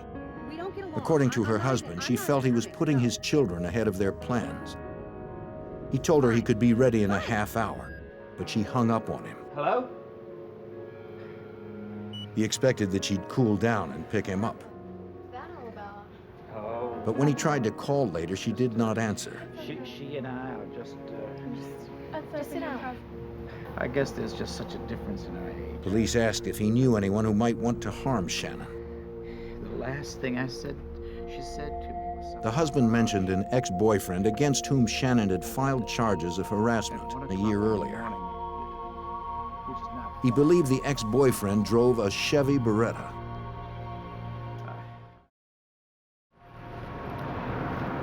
At headquarters, police checked with DMV, but found no records that her ex-boyfriend or any of his family owned a Beretta.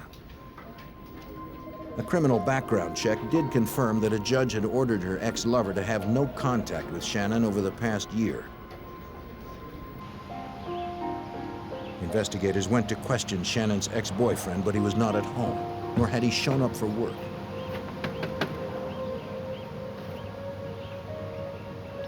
His sister lived in the same neighborhood, a few blocks from where Shannon had been abducted.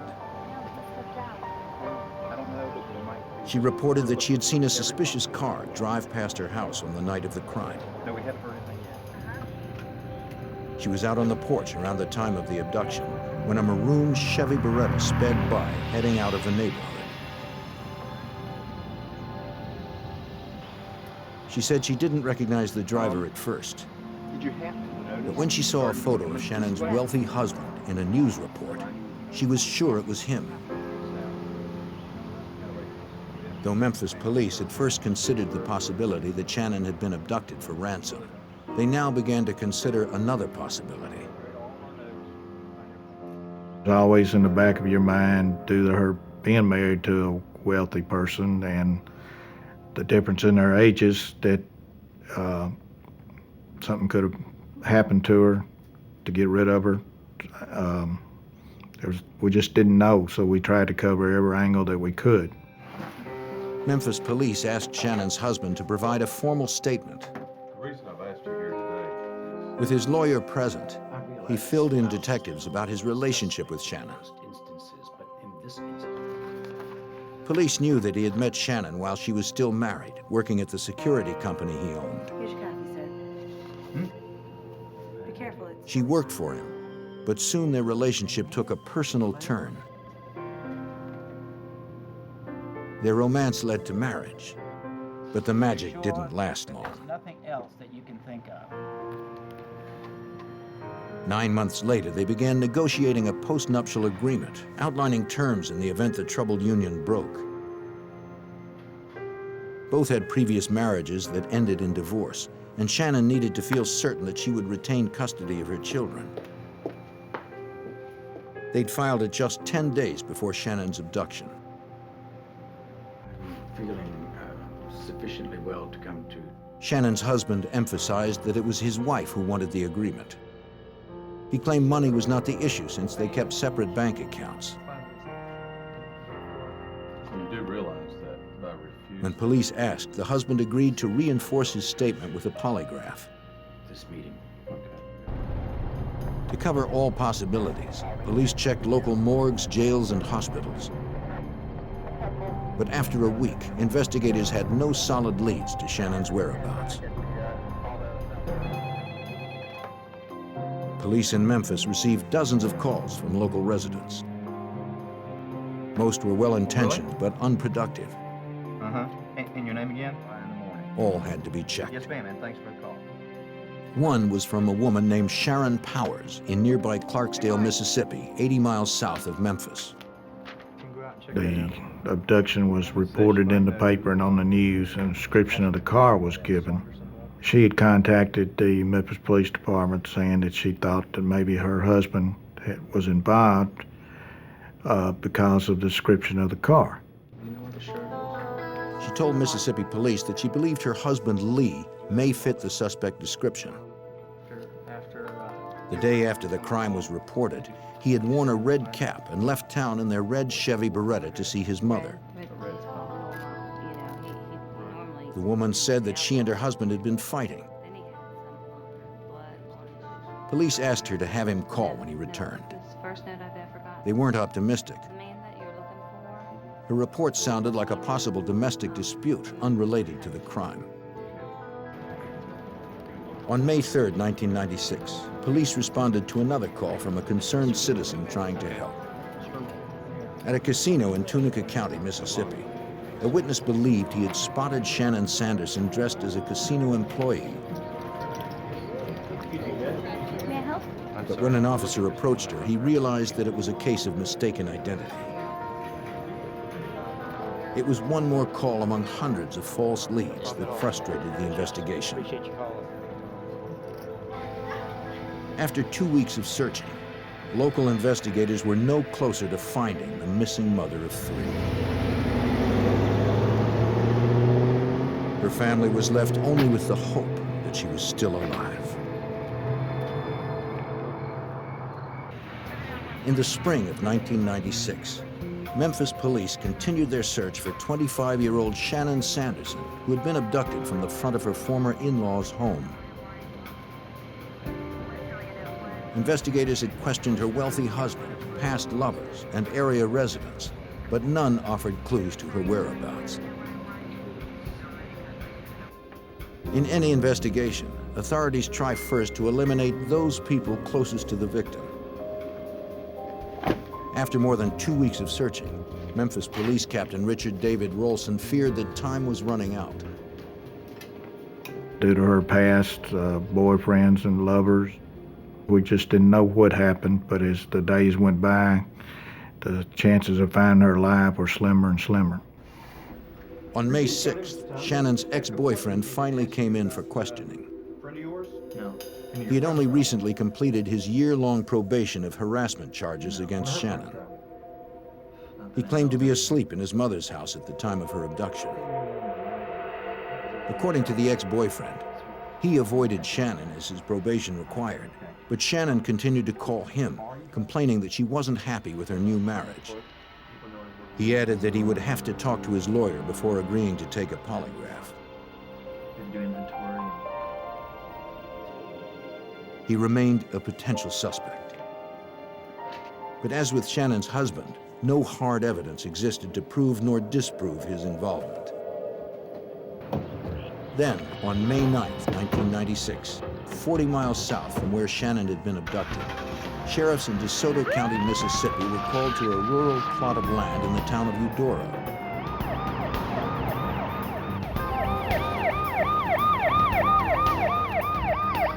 Two people had been inspecting their new property when they noticed a strong odor.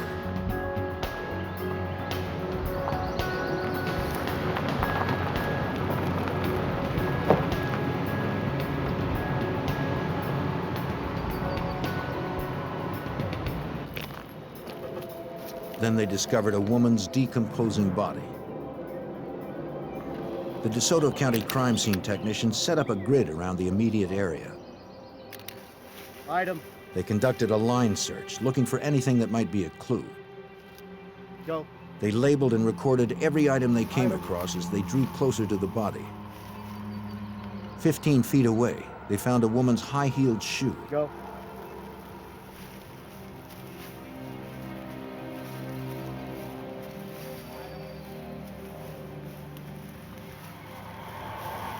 Closer to the body, they marked the location of another. DeSoto sheriffs checked their records, but found no women reported missing locally.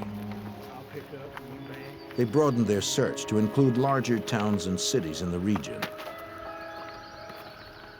When they contacted Memphis authorities, police there told them that a 25-year-old mother of three named Shannon Sanderson had been missing for more than 2 weeks.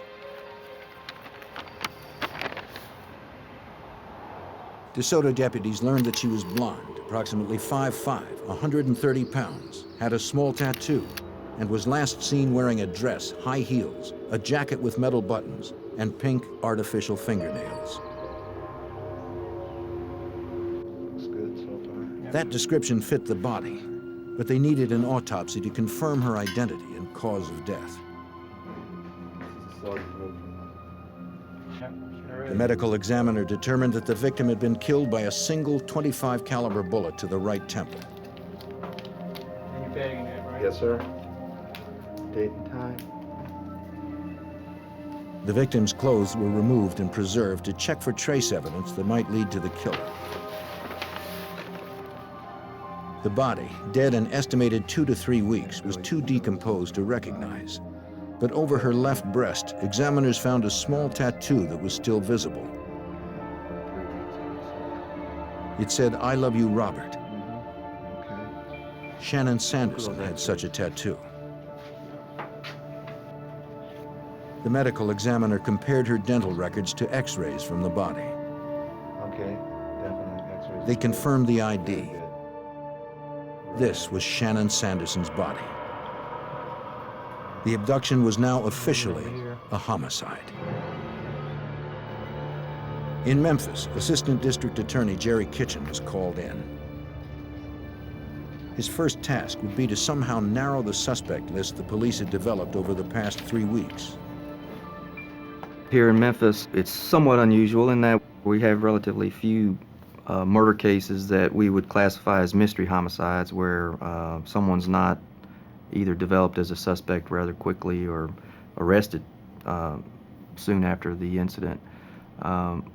But in this particular case, it was a mystery homicide with numerous suspects that were listed as potentially being involved in the abduction and killing of the victim. The Assistant District Attorney first called the Tennessee Bureau of Investigation to conduct polygraph examinations to help eliminate potential suspects. He also contacted the FBI, since Shannon's body was found across the Tennessee state line. Supervisory Special Agent Jennifer Aiken from the FBI's Memphis field office was assigned as case agent. They felt they needed some additional resources. The case was a very difficult case. across jurisdictions, and they wanted the FBI to be involved as part of the team working towards a solution, because it was not an easy case. Memphis authorities hoped that Agent Aiken's experience would help unravel the complexities of this case. Local residents were fearful that Shannon's killer was still out there, not knowing if or when he would strike again. Over to that tree over there, Brian, I believe. In the spring of 1996, the body of 25-year-old Shannon Sanderson, a mother of 3, was found in Eudora, Mississippi, 40 miles from her Memphis, Tennessee home. The FBI, together with state and local investigators, needed to shorten the lengthy suspect list that included Shannon's husband and past lovers. Assistant District Attorney Jerry Kitchen hoped polygraph examinations could help focus their search. This investigation was difficult in that there were a lot of suspects in this particular case. Throughout the victim's life, she had, of course, been divorced. And naturally, in any type of murder case, you do focus in and you do look at relatives or acquaintances or husbands, any type of relationship that the victim may have been involved in that could lead back to some type of dispute or domestic violence. Tennessee state authorities tested several of Shannon's ex-lovers. They asked them their whereabouts on the night of the abduction. They asked directly if they had abducted or killed Shannon. All denied any involvement. The tests revealed no deception. Investigators corroborated their alibis and eliminated them as potential suspects. You intend to answer truthfully, deliberately withholding any. They also polygraphed the witness who claimed to have seen Shannon's current husband driving a maroon Chevy Beretta in the neighborhood moments before the abduction occurred. It was the same type of vehicle other witnesses had described that Shannon was forced into. But the woman was found to be deceptive. These are Becky's charts. Her test. Though police now believed her claim was false, that she had seen Shannon's husband driving the getaway vehicle, they also knew that Shannon's brief marriage with her wealthy husband had been rocky. They wanted to confirm once and for all that he had not been involved in any way. This question about honesty and what she is. This crime occurred at 4 o'clock in the morning. The victim's husband had indicated that he went to bed and that there was no one else that he was with. And so he really had no alibi. And so that was an area that was difficult for us to get over because we could not lock down exactly where he was and what he was doing without other than what he was telling us. Investigators contacted Shannon's husband to be polygraphed. Though he had previously agreed to do so, on advice from his lawyer, he declined. Heart medication that he was taking may have induced a false reading, according to his lawyer. Are you feeling? For Captain Rolson, the husband's refusal didn't alleviate the suspicions that surrounded him. You couldn't understand, if he didn't have anything to do with it, why he wouldn't be wanting to cooperate. And being a homicide detective, you're suspicious, and it just made him that more suspicious. In terms of incriminating evidence, the investigation was at a standstill. Supervisory Special Agent Jennifer Aiken hoped to refocus the investigation by examining leads that may have been overlooked. We have to look at all of the possibilities, and that's, part of the battle in the beginning is not to get too far down the road in speculating about what kind of guy this could be, and what, what his relationship or non-relationship would be to the victim. What we did then is identify what other possibilities do we still need to explore.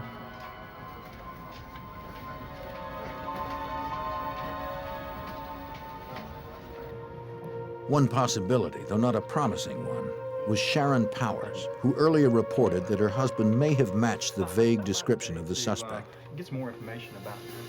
I don't believe he is. But now she wasn't so sure about her previous claim. She told police she'd overreacted, reinforcing their belief that she'd only been trying to get back at her husband for leaving her. Yeah, so it couldn't have been him. She said that her husband had left town, that they had had some, marital disputes. They felt that perhaps this report was really just sort of sour grapes and that she was trying to get her husband, maybe estranged husband, into trouble of some kind. And so they really just simply did not know how much weight to give this rather conflicting and kind of half-hearted story that she was telling. Though her husband wasn't a serious suspect, police wanted to talk with him. A bulletin for Gerald Lee Powers was issued that he was wanted for questioning in Tennessee. FBI agents and Tennessee investigators met to review the casino surveillance tape of the blackjack table where Shannon had won the now missing $5,000. Her growing pile of chips would certainly make her an attractive target. They viewed the tape to see if a stalker could be seen. But if that was the killer's intention, Agent Aiken questioned why he would wait so long to make his move. Clearly, she had been winning for a while. She was there late at night. There were a number of factors that made her visit to that casino rather high risk. And yet we had this abduction occurring almost an hour to an hour and a half after she left that environment. So first we had to determine, did it have anything or nothing to do with her visit to that casino? The tape showed Shannon, but was inadequate to reveal whether she was being stalked. Investigators were no closer to finding the truth. As they contemplated what to do next, the investigation veered in an unexpected direction. On May 22, 1996, near Hebronville, Texas, 750 miles from where Shannon was seen forced into a car described as a Chevy Beretta, a vehicle fitting that description erratically swerved away from a border checkpoint. The vehicle had Mississippi plates. One of the patrol guards raced after it, believing the driver to be a potential border jumper or smuggler.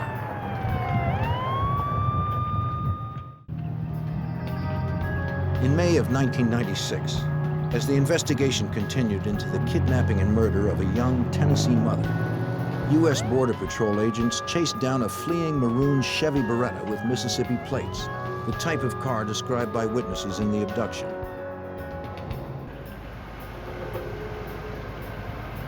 Caught at a dead end, the suspect resisted. Drop it! Drop the knife! Up against the car! Up against the car! Then backed down when confronted by the agent's gun. Give me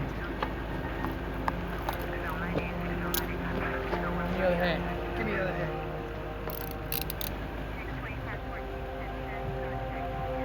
He had 14 $100 bills in his pocket. Really? The driver said his name was Gerald Lee Powers, but held no driver's license to prove it. A cursory search of the car revealed no illegal drugs or aliens. But in the trunk, border agents recovered a stolen weapon registered in Arkansas. The car was locked and remained in that spot under armed guard until FBI agents could conduct a more thorough search. Special Agent Evan Ray from the FBI field office in Laredo, Texas was contacted since assaulting a Border Patrol officer is a federal offense. Agent Ray confirmed the identity of the driver when he learned that Gerald Lee Powers had been involved in another altercation at the Mexican border. I spoke to U.S. Customs Service officials who had indicated that they had had an incident that day as well, in which an individual had fled and had left several pieces of identification behind on the counter when they fled. And so we were then in possession of several pieces of identification of Mr. Powers. A license plate check revealed that the vehicle was registered to his wife Sharon in Clarksdale, Mississippi.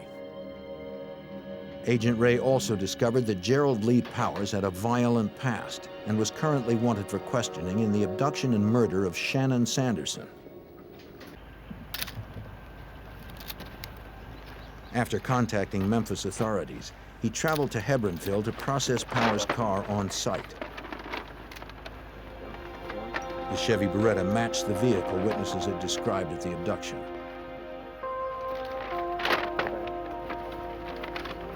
Agents hoped something inside would link the vehicle and Powers to the murder of Shannon Sanderson.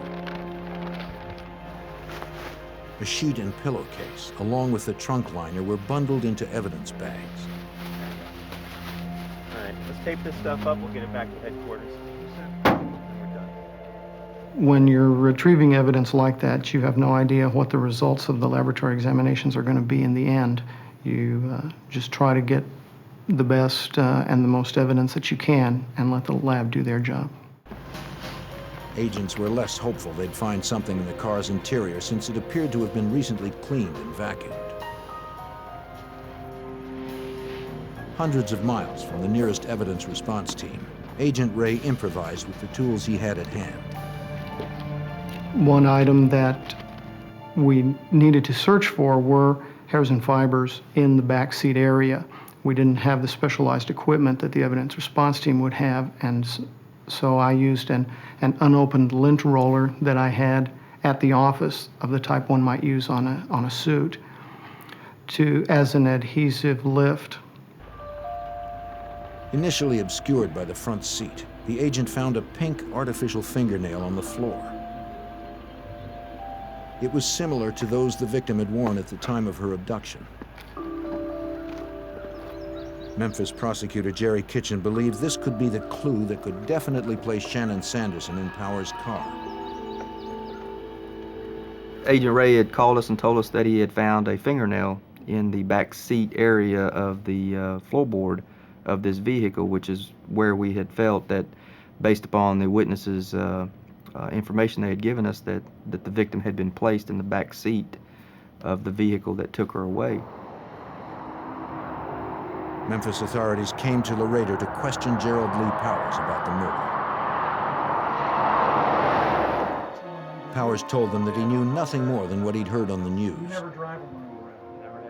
He admitted to being at the casino that night, but had left early to check on his terminally ill neighbor. While the interview continued, investigators spoke to his neighbor in Clarksdale, Mississippi, who denied that Powers had been there at that time. We weren't 100% convinced Gerald Powers was our suspect. We just felt it was kind of suspicious that he was trying to give a false alibi, and that, of course, the neighbor was very ill and could have been mistaken because he had been there at different times. Investigators hoped that Powers' wife, Sharon, might be able to corroborate the neighbor's statement. She had initially told police her husband fit the description of the suspect who witnesses glimpsed at the abduction. A man who wore a red baseball cap. Now she added that he made frequent trips to the casino where the victim had spent her last night. Still, she did not know if he had visited their neighbor that night, and denied that her husband had anything to do with the abduction and murder of Shannon Sanderson. He treated you okay? Oh, yeah. Investigators feared they might just be wasting their time. But FBI Special Agent Jennifer Aiken wasn't so sure. We sensed her ambivalence. We knew that she, had come forward, even with her kind of half-hearted story. We knew she'd come forward for a reason and that there was more she needed to tell. Seconds later, Gerald Lee Powers. Agent Aiken realized that she would need to invest a great deal of time to develop the trust of Sharon Powers. It's tremendous. As the dialogue with Sharon Powers continued over several weeks, the FBI contacted Tom Scott, director of surveillance at the casino where the victim had gambled prior to her abduction. Scott was asked to confirm if Gerald Lee Powers had been recorded that same night on any of the 600 cameras in the 95,000 square foot casino. Jennifer Aiken from the FBI gave us a basic description of what the suspect possibly was wearing on the night in question. And that's what we went with as a general description, from color shoes to jeans to a certain type jacket and possibly a ball cap. Any given day, you can have approximately 3,000 to 10,000 people within a casino. Scott and his team searched hundreds of hours of footage, looking for a man in a red baseball cap and yellow shirt. Their main focus was the blackjack table where Shannon spent most of the night. If the suspect was stationary, it's pretty easy. But in a casino, it's quite an exciting place to be in, and everybody kind of wanders around. They go to slot machine to slot machine, or restaurants, or table games. We could not locate the individual. Investigators looked to Sharon Powers for more detail about her husband's activities that night. They did what they could to make her feel comfortable. One of her neighbors, a police officer, provided her with reassurance and support. She was a woman, torn between her empathy for the victim and her feelings towards her husband. She was in love with this man. I think it was difficult for Sharon to accept the fact that the victim had been a mother of 3 young children. She herself was a mother of 3 children, and very much related to the victim. Slowly, Sharon Powers worked through her internal conflict. She began to open up, revealing what her home life was like with her husband, Gerald Lee Powers. She said he ruled the house. Her 3 kids from previous marriages were afraid of him. Sharon admitted that she was too. He kept a bell on his chair. When he rang it, Sharon came running. Despite his controlling temper, her feelings for him were deep.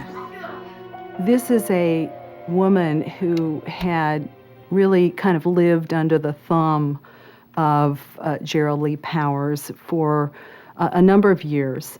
I believe by then they had been married 4 or 5 years. And she, I don't want to say liked it that way, but that was what she was used to. That was familiar. It was not familiar to her to be breaking with him, to be disloyal. Despite her fear, Sharon continued to open up to investigators. On April 19th, the day Shannon Sanderson was abducted, Gerald came home acting nervous. Said shut up and sit down. Sharon was angry because she thought he'd spent the night with another woman. What's on your shirt? Don't worry about it. She noticed blood on his shirt and a cut on his arm. What? He claimed he'd fallen down at a casino he'd been visiting. Do you remember what color the shirt was? Sharon didn't believe what he told her, but she didn't press it. For now, Sharon refused to say any more, and neither would her husband. Without something stronger, prosecutor Jerry Kitchen would be unable to press charges on Gerald Lee Powers. We still didn't have anything concrete that he had been involved in. It was just instinct. I think that was leading us at this point that he was our man, but at the time we did not have the results back from the lab. Investigators hoped the FBI would reinforce their hunch that Gerald Lee Powers was responsible for leaving Shannon Sanderson's children motherless.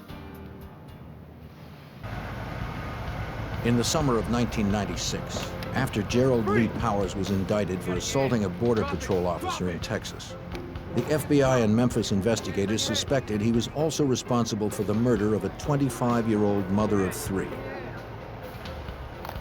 But lacking physical evidence, Memphis prosecutor Jerry Kitchen was unable to charge Powers for his involvement, or to know for certain if one of the victim's former lovers had hired him to commit the crime. There was always that possibility. The way she was killed and the manner in which she was abducted, that it appeared like it wasn't just something random, that it had been something planned. All the other suspects that appeared to have a motive or possibly emotional reasons why someone would want to have someone killed, like jealousy or rage or other factors. What river? Investigators hoped the suspect's wife, Sharon Powers, could tell them more. Though reluctant at first, after many meetings over several weeks, Sharon grew more comfortable. She finally opened up to FBI Special Agent Jennifer Aiken.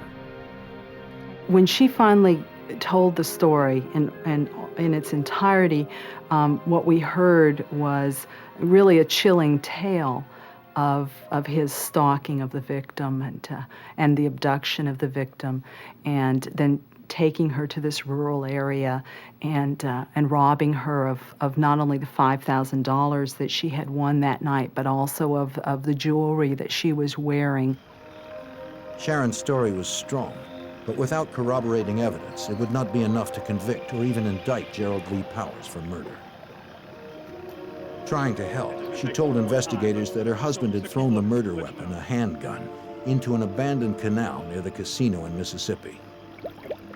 Memphis Police Captain Richard Rolson accompanied local divers to help search for the handgun. Sheriff's Department's divers dove into this hole and crawled inch by inch searching for this pistol. We never did locate it. And then that's when Miss Powers told us that he had thrown it into the river, which was about 100 yards away. The current at that location was too swift for anybody to dive in the Mississippi River. It left investigators with more doubt and no corroboration that Sharon Powers was telling them the truth.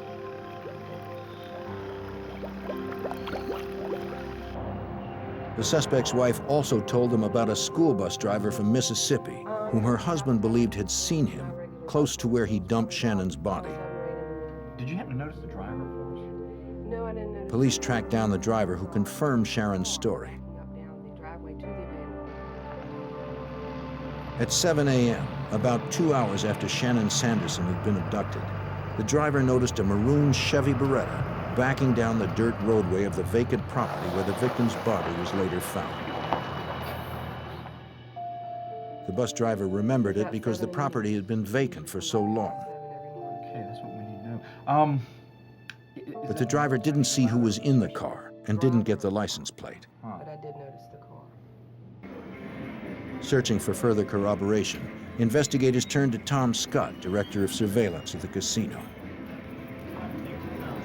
This time, Sharon Powers provided them locations of where to look for her husband in the 95,000 square foot casino. We did a recreation and did a walkthrough on where, if we were the suspect, where we would have gone through certain areas. And we pulled some tapes. Eventually, we were able to identify, just from his shoes, in a particular location where the suspect was standing. We pulled a bunch more shots, connected the shoes. We finally put some legs to the shoes, and we're able to identify a person in a distant shot walking through the casino from the upstairs looking down towards the suspect. We then connected more shots and followed the suspect down an escalator, walking past the table where the victim was playing, and followed the suspect out through our front door on videotape. The video was compelling and confirmed Gerald Lee Powers was in the casino that night, but it didn't prove that he had abducted or murdered Shannon Sanderson. Hoping for physical evidence that would connect Powers to the victim, investigators searched behind a tavern in Mississippi where Powers' wife claimed he had buried the victim's jewelry. The suspect had told her they were wrapped in tinfoil under a couch in the back.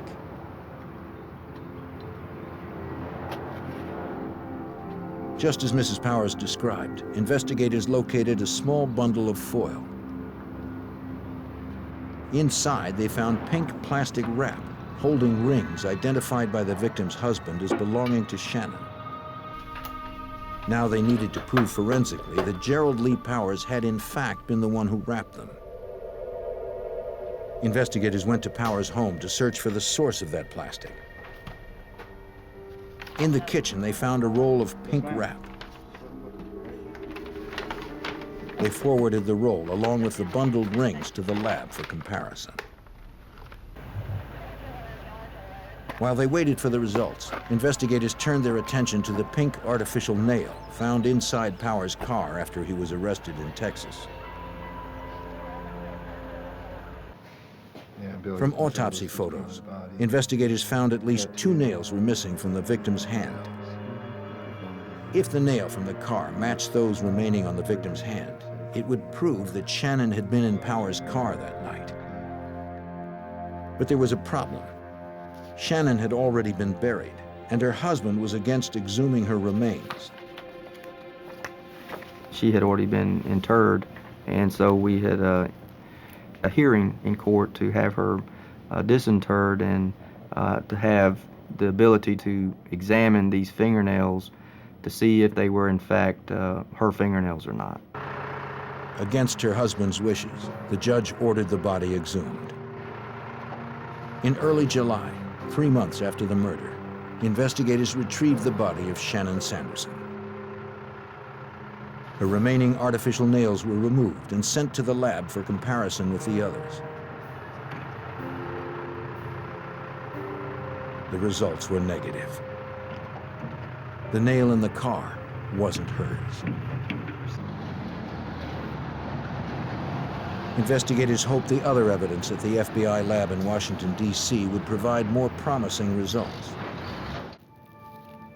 Inside the tinfoil ball recovered in Mississippi, examiners removed the pink plastic wrap wound tightly around some rings. The FBI needed to connect the rings physically to Gerald Lee Powers. To do so, examiners compared the plastic they were wrapped in to the sample retrieved from Powers' home. The FBI agent who examined it indicated that it wasn't the exact piece that was torn off, but that it matched that roll exactly as far as the polymers and the dye and all that, which showed that this was the source that the material had come from that was wrapped around the rings. It was the first piece of forensic evidence linking Powers to the victim. But the case was by no means complete. More compelling proof came from a single fiber among several found in Powers' otherwise immaculate car. We have dress fiber that was found in the vehicle that he was driving that night that matches the fiber from the dress that the victim was wearing. And that was very significant as well. Authorities were convinced that Gerald Lee Powers had murdered Shannon Sanderson, but they weren't convinced he'd acted alone. They believed it was possible that others from her past could claim a motive for wanting Shannon dead. Memphis prosecutor Jerry Kitchen decided to confirm it with Powers himself. So we went to Laredo to interview the defendant before we charged him with this murder. And there was the possibility, if he cooperated and was able to prove to us that someone else was involved, that we would withdraw seeking the death penalty. But there was nothing that he was able to provide us with, so we were convinced then at that point that no one else had been involved in her abduction and murder, and proceeded with charging him alone. Powers had plenty of time to contemplate this murder. He watched her for several hours in the casino, then followed her for another hour back to Memphis. He had ample time to change his mind. Instead, he hardened his resolve.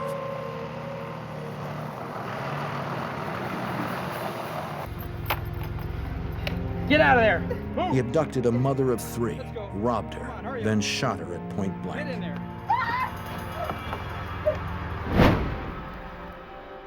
The criminal court in Tennessee didn't need much time to decide Powers' fate.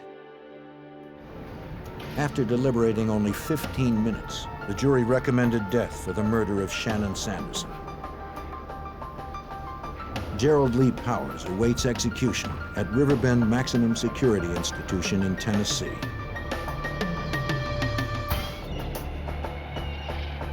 Biloxi, Mississippi. A quiet southern town with a burning core of corruption.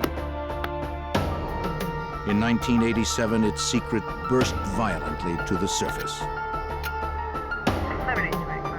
leaving 2 prominent citizens dead and ripping the top off a grand conspiracy.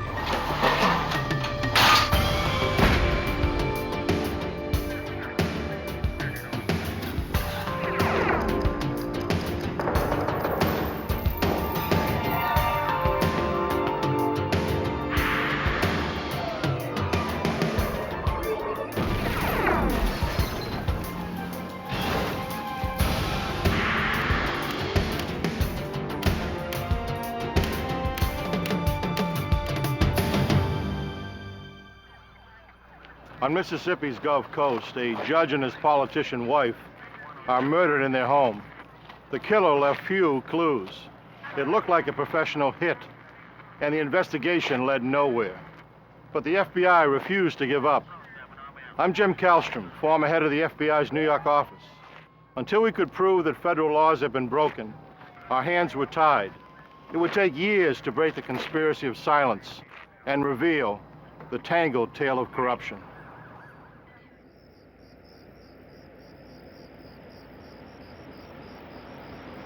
Biloxi, Mississippi. Monday, September 14th, 1987. It was a typically warm summer night in this quiet Gulf Coast town. The workday was over, and most residents had retreated to the tranquility of their homes. Like most of their neighbors, State Circuit Court Judge Vincent Sherry and his wife Margaret were unwinding after a long day. Vincent Sherry was a prominent judge in Biloxi. Margaret was making plans to run for mayor.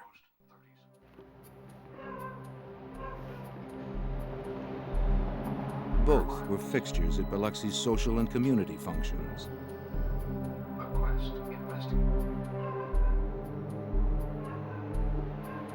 They were a happy couple who had raised 3 grown children.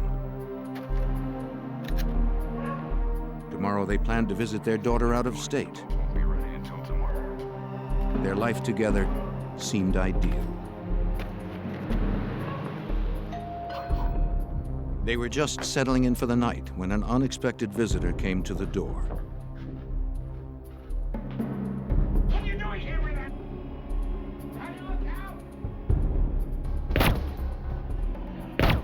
And brought their perfect world to an end.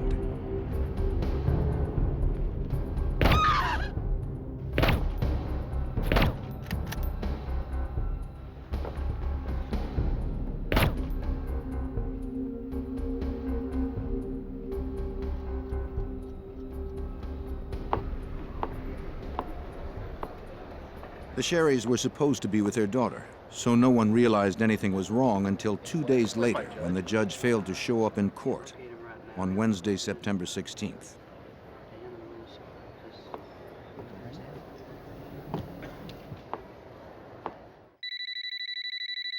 Calls to the Sherrys' home went unanswered. I'm sorry we can't take your call, but leave your message after the beep.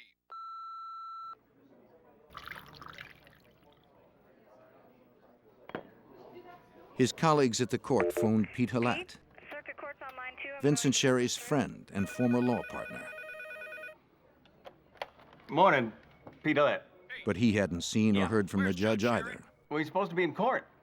When did he leave? I don't know. All right, No, wait, you let me call him at home and I'll figure out where he is. All right.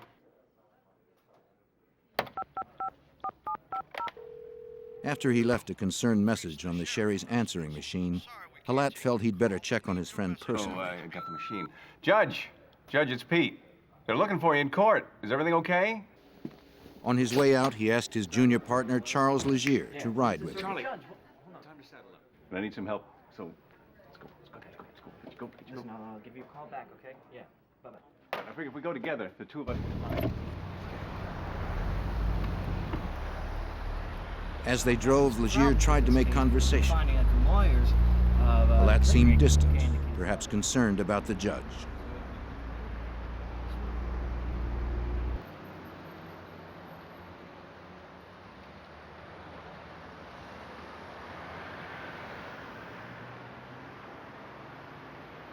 Both of the Sherry's cars stood in the driveway.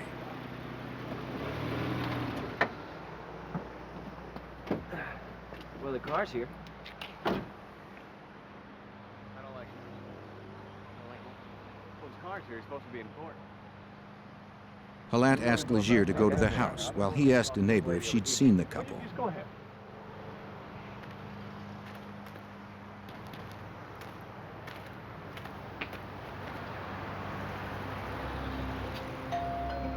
Legier rang the doorbell, but no one answered.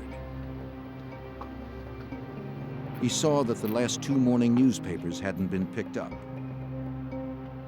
Pete Halat. I'm a partner. The neighbor told Halat she hadn't seen the Sherrys for a couple of days, which she thought was odd since both of their cars were in the driveway. When Legier tried the Sherry's door, he found it unlocked. Something wasn't right. Hey, Pete! Pete! That's unusual.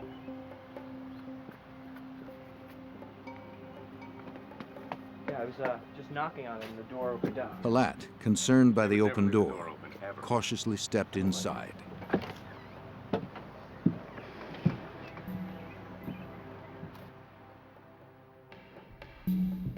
A few steps in, he made the gruesome discovery. Judge Sherry had been gunned down in his own home. What's wrong? They called the police. Authorities arrived to find the body of Vincent Sherry at the front of the house. In the back bedroom, they discovered Margaret. Because the couple was so prominent, the murder investigation became top priority. Detectives contacted the FBI's Biloxi field office. Though the FBI would not yet be officially involved, they offered the use of their agents and forensic laboratory.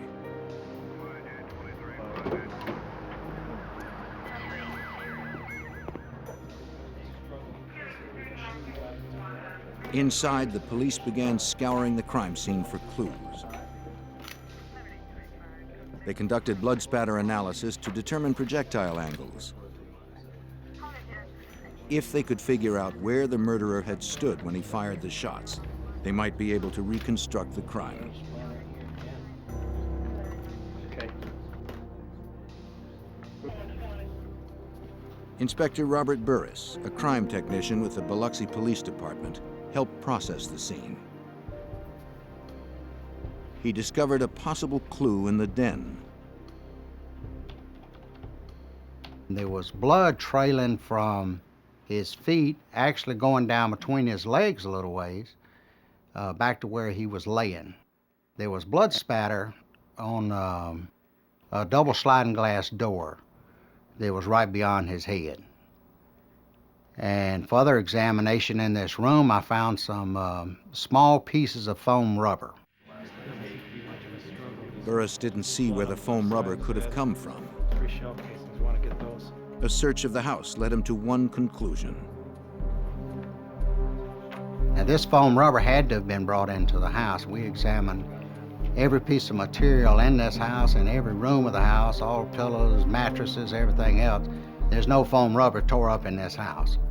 It was brought into the house. It does have gunshot residue on it. And basically about the only way it can get there is for a bullet to be fired through it. For Burris, the significance of the foam rubber was obvious. The killer had used a homemade silencer. Investigators dusted for fingerprints, but found none of any value. They found 9 spent .22 caliber shell casings from a semi-automatic pistol, as well as the bullets used to murder the Sherrys. The position of the shells indicated that the shots had been fired in rapid succession. But most striking was how well the killer had covered his tracks. Nothing at the scene pointed to the killer's identity. So what do you He think? did his job well, and his mission was clear. The lack of evidence in this house, such as items stolen, a struggle occurring, the absence of forced entry, no ransacking going on in the house whatsoever, A person came there for one thing, that was to kill the two Sherrys. Special Agent Keith Bell from the Biloxi FBI field office agreed that this was a professional job. The Sherrys had been assassinated. The crime scene appeared to be very limited as far as evidence remaining, which meant it was well planned, well executed, and professionally done. A small caliber weapon had been used. The foam rubber indicated that perhaps a silencer had also been used, and the Sherrys had been shot in the head, so it seemed to be a very professional job. A multi-agency task force was assembled with Special Agent Keith Bell among its members. Investigators would spend days processing the crime scene.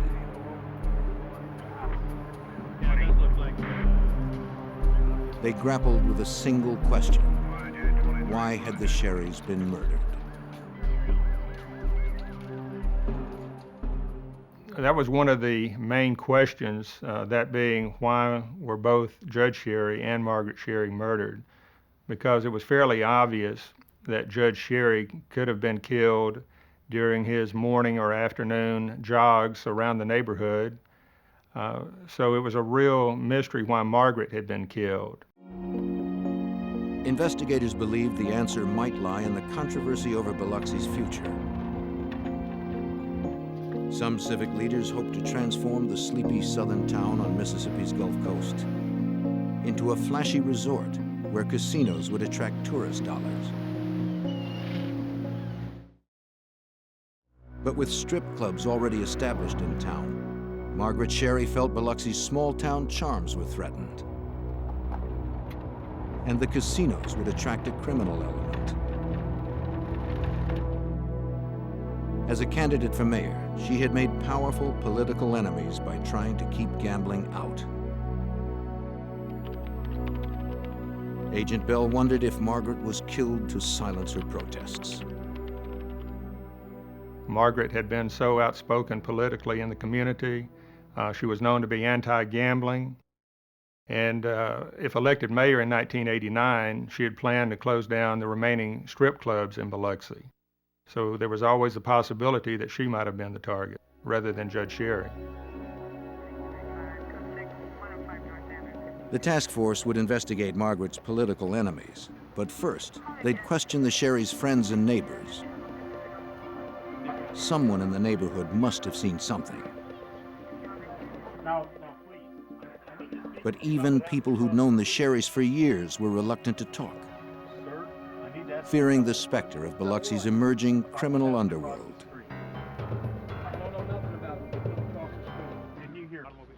The Sherry murders brought a dark cloud over the city of Biloxi.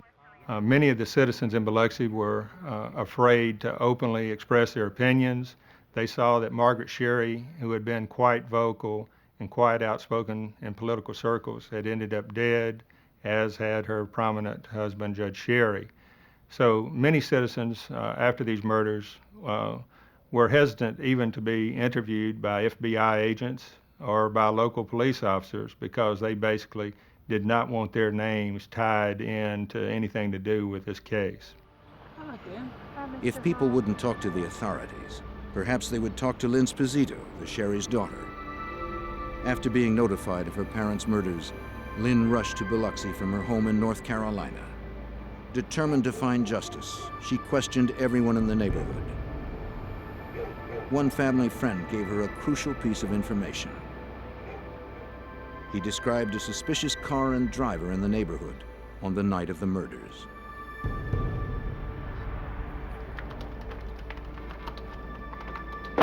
She took the lead to the police. They identified a man who had seen a suspicious Ford Fairmont driving in front of the Sherry home on Monday night, September 14th, 1987. Investigators tried to determine the identity of the driver based on the witness's description. Their search came up empty. But a few days later, not far from the Sherry's home, investigators found an abandoned car, a Ford Fairmont. A check on the vehicle's identification number showed it had been reported stolen the day before the murders. Police also learned that the tags on the car were not registered to the car. Realizing that this vehicle was probably the killer's getaway car, investigators towed it to a police garage to examine it further. Somewhere in the car, they hoped to find a key to the killer's identity.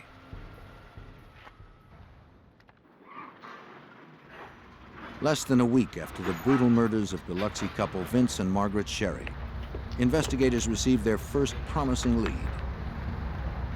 They recovered an abandoned car, matching the one witnesses described seeing the night of the murders. After contacting Agent Keith Bell about the discovery, investigators processed the car for clues. Inspector Robert Burris found something peculiar. I was processing this vehicle, and one of the things I noted, the dome light had been dismantled and the bulb taken out of it. In other words, if you open the door, you ain't got no light. Both of the sun visors were in the down position. Whether you're riding around daytime or nighttime, you ain't gonna be able to see the people's face in it very well. Investigators believed more than ever that this was the car used by the Sherry's killer. Anything found inside it was labeled, packaged, and shipped to the FBI labs in Washington, D.C.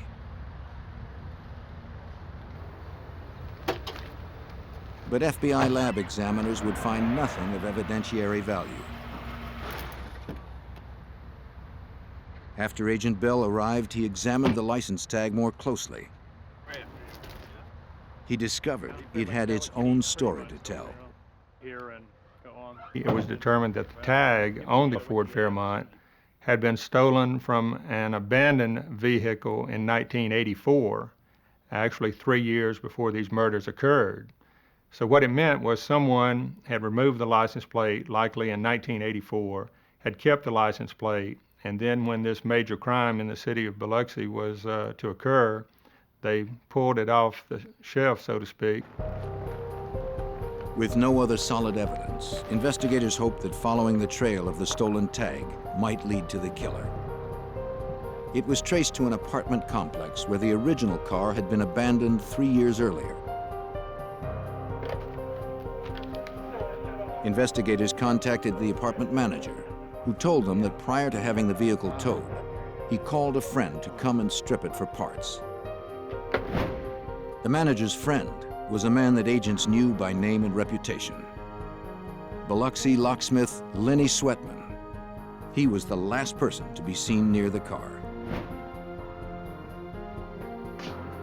Sweatman belonged to a loosely organized group of criminals the FBI was investigating in connection with another case. The group was known as the Dixie Mafia. FBI agent Keith Bell had connected the car used in the Sherry killings to Lenny Sweatman. Now, Bell wondered if the Dixie Mafia was linked to the Sherry murders. If Sweatman had a part in it, Bell believed that other Dixie Mafia members couldn't be far behind.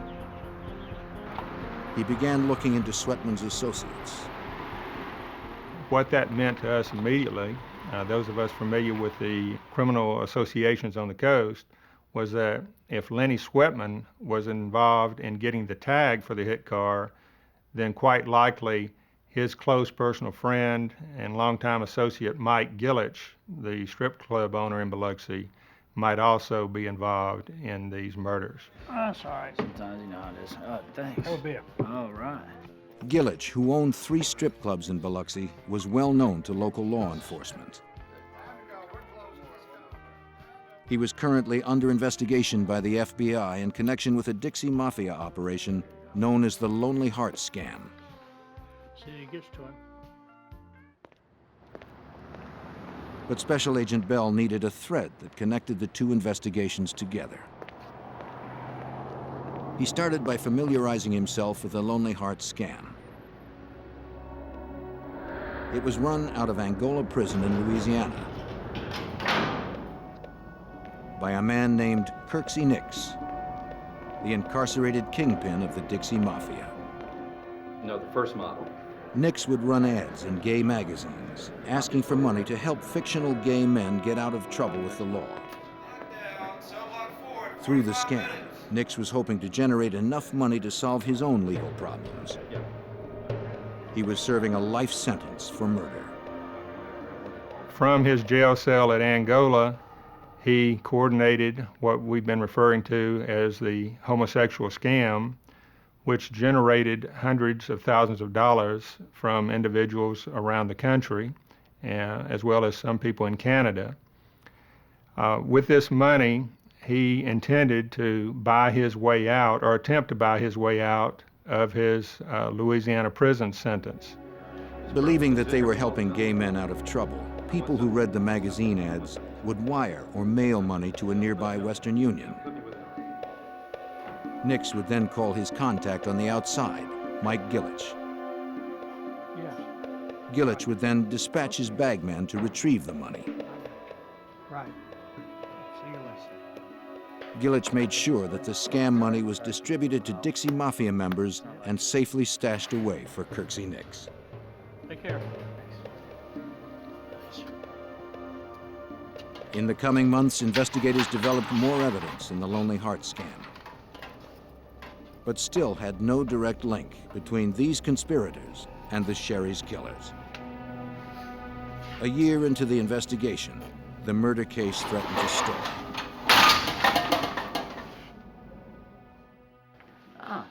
Hi. Come in. As the year stretched to 16 months, the Sherry's daughter, Lynn Sposito, grew increasingly frustrated. In January 1989, she hired a private investigator to rev up the inquest into her parents' murder. He said he could make out the man. And I'll give him a call, and I'll be on this case this afternoon. The family had wanted very much to have a quick resolution to the case, but by early 1989, there'd still been no arrest. And of course, at this point, the FBI had not formally entered the case. Nice to see you. Thank you for seeing The lack of official FBI involvement hampered Bell's investigation. So when the private investigator paid him a visit, Bell welcomed his assistants, hoping they could share information. The two were old acquaintances from the private investigator's days in law enforcement. Since Agent Bell was unable to act officially, the private investigator would pursue a lead that looked promising. He would interview another Angola inmate. The private investigator and Bell hoped the inmate at Angola could finally link the Lonely Heart scam and the Sherry murders. He met with all the right people, and because of his knowledge of the Dixie Mafia and from what he had learned from law enforcement authorities on the coast, he did go over to Angola and did talk to the right person over there. The inmate's name was Bobby Joe Fabian. He was another known member of the Dixie Mafia, doing time for kidnapping and shooting a state trooper. Fabian claimed he had not been involved in the Sherry murders, but he had learned that fellow inmate Kirksey Nix had been. Fabian told the private investigator that Nix had had Judge Sherry killed because Sherry had allegedly stolen money from Nix's Lonely Heart scam. That wasn't all. He said Nix had been told of the theft by none other than Pete Halat, Sherry's former law partner. Halat, the man who had delivered the eulogy at the Sherry's funeral, was now implicated in their murders.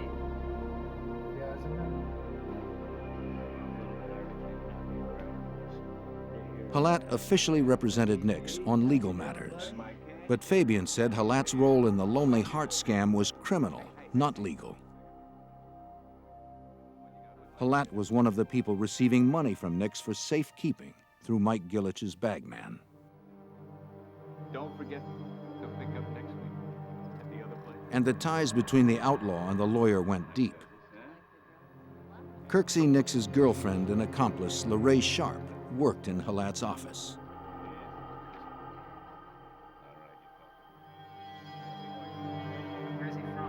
Fabian said both LaRae Sharp and Pete Halat were stashing money from the scam in a safe deposit box for Kirksey Nix. And he said the amount had reached 6 figures. Thanks to Fabian, the link between the murders and the Lonely Heart scam had been made. And not only had Fabian given investigators a possible motive for the killings, he was also able to supply the name of the alleged hitman, an ex-con named John Ransom, who was believed to be living in Georgia. But tracking down Ransom would take time. Anytime law enforcement people get together and start talking about notorious Dixie Mafia members, John Ransom comes up quite early in the conversation. He's a longtime alleged hitman for the Dixie Mafia. In August of 1989, 2 years after the Sherry murders, Agent Bell now had enough evidence to warrant a full FBI investigation into the killings.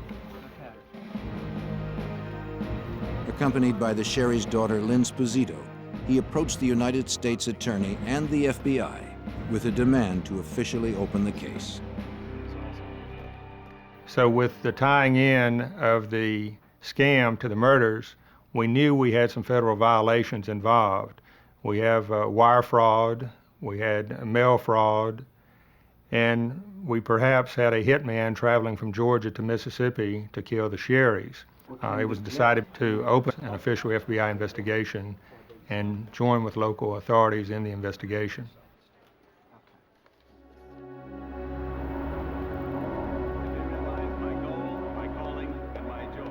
By now, however, suspect Pete Halat, Judge Sherry's former law partner, had been elected mayor of Biloxi.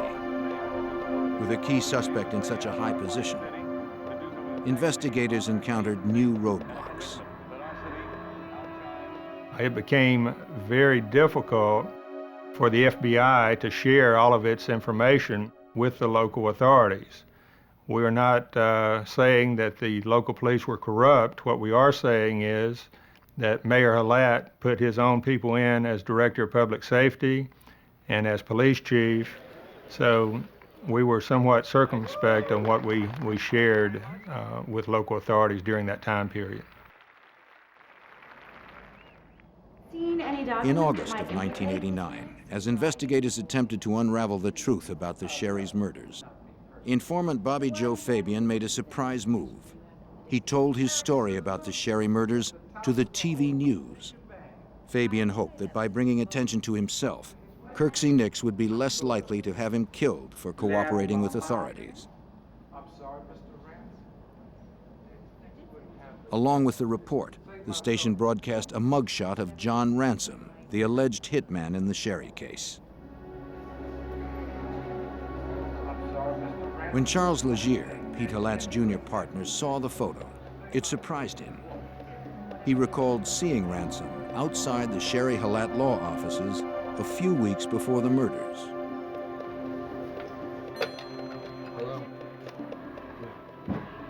Legier shared his information with the task force.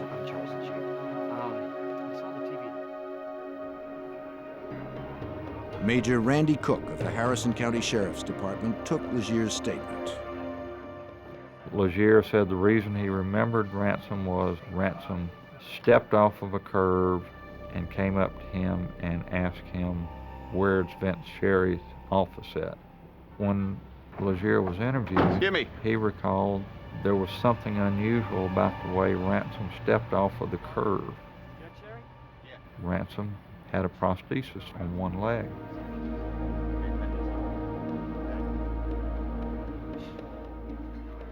Investigators learned that Ransom was now in a Georgia prison, serving time for another murder.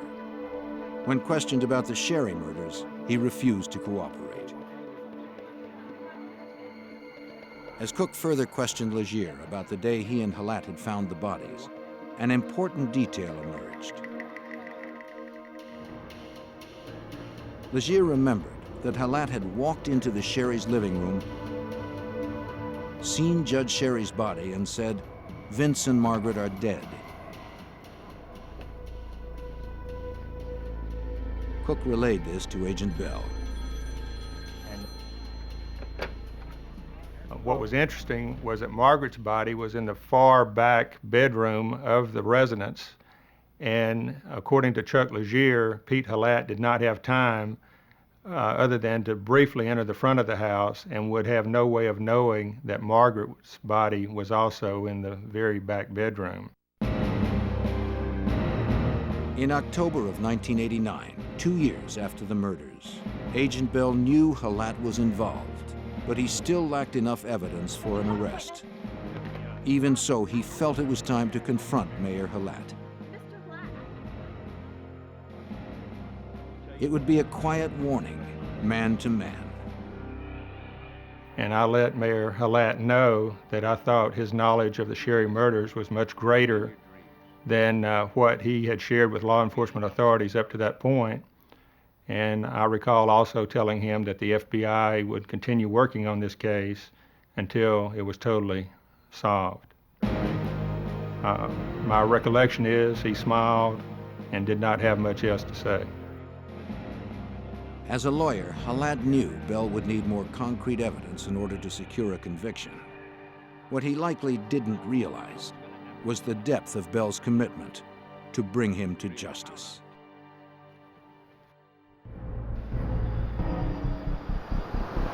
Three years had passed since Judge Vincent Sherry and his wife Margaret were murdered in their Biloxi, Mississippi home. FBI Special Agent Keith Bell had connected the killings to members of the Dixie Mafia and to Judge Sherry's friend and one-time law partner, Pete Halat. The alleged triggerman, John Ransom, was refusing to talk. In January of 1990, Agent Bell and Major Randy Cook of the Harrison County Sheriff's Department drove to the Atlanta Federal Penitentiary to question another possible accomplice. This is Special Agent. A man named Bill Rhodes. Rhodes, a known associate of John Ransom, was willing to cooperate. He told them that in early 1987, Ransom had contacted him about driving the getaway car in a crime to take place in southern Mississippi. Ransom had said a judge would be murdered and that the pay was $10,000. There were certain promises made to Rhodes by Ransom that I know certain people in Biloxi that if you'll help me on this and you'll have the run of Biloxi anytime you want it. So in March of 1987, Rhodes went to Biloxi and met with Ransom and a man named Pete. It was Pete who specifically asked Rhodes and Ransom to do the hit. Rhodes said he also met with Mike Gillich, the Biloxi strip club owner, who would supply the money once the hit was done. But 5 months later, before they could do the job, Rhodes was arrested on an unrelated bank robbery charge, and Ransom got cold feet, afraid Rhodes would turn on him. The information helped the case inch forward, but Agent Bell and Officer Cook still felt that Ransom held the missing pieces. Another year would pass without much progress.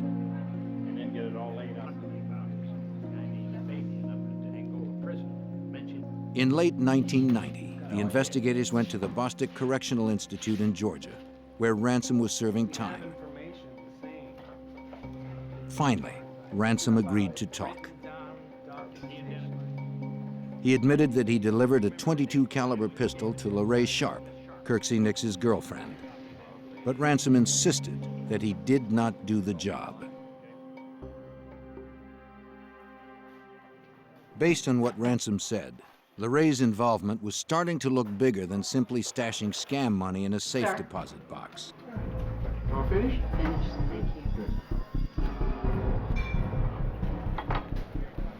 Through his contact with Sharp, Nix learned that the investigation was heating up. He worried that his girlfriend might talk, so he tried to head off the problem by putting out a contract on her life.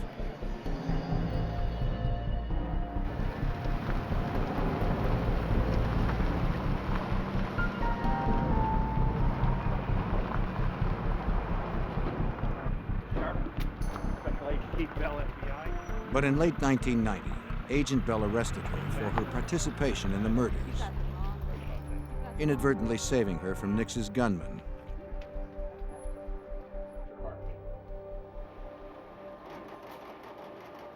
During a polygraph test, Sharp denied her involvement in the Lonely Heart scam and the Sherry murders.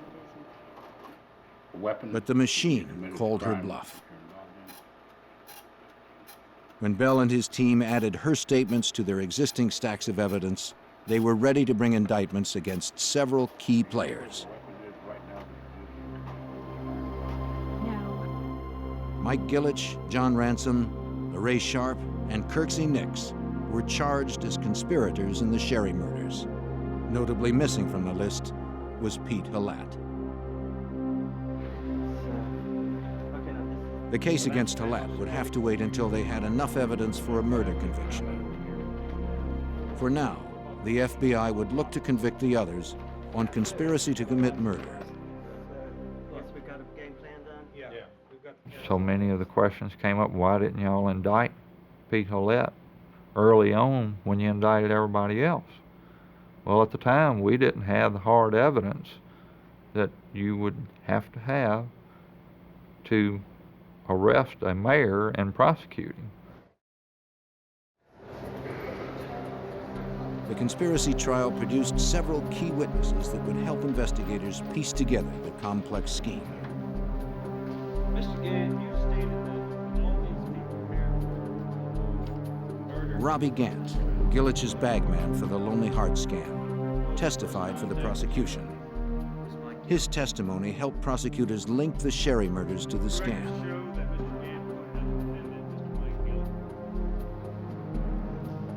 All 4 defendants were found guilty. Nix was given 15 years in addition to the life sentence he was already serving for murder.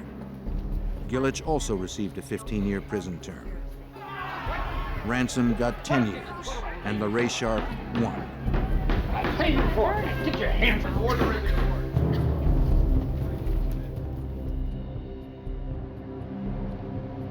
With these conspirators behind bars and the Lonely Heart scam no longer operational, Bell moved on to his next objective. We decided not to end the Sherry investigation after the 1991 initial convictions because at that time we had not proven who had actually shot the Sherrys, and also Pete Halat had not been indicted or convicted at that point, and we all felt strongly that Pete Halat had played a major role in the scam and in the murder plot. So we were determined to continue the investigation to see if we could get enough evidence to indict and convict Mr. Halat and the actual shooter. In late July of 1992, Agent Bell got the break he was looking for. Following the conspiracy trial, Mike Gillich was desperate to find a way out of prison. He contacted one of his associates in Biloxi and asked him to approach Robbie Gant with an offer.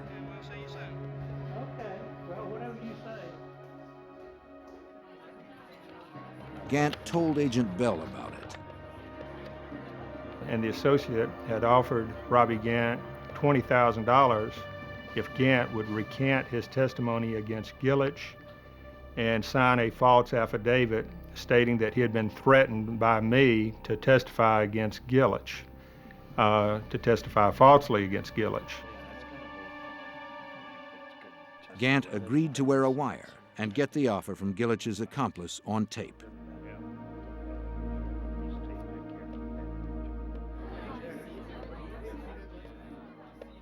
Gant met with him in Mississippi. This time, Gant's tape was rolling when Gillich's associate reiterated the bribe. Gant accepted as Bell had instructed.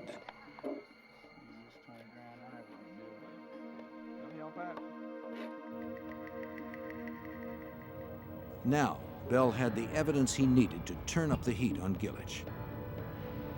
Just the man who could tell the story from the inside.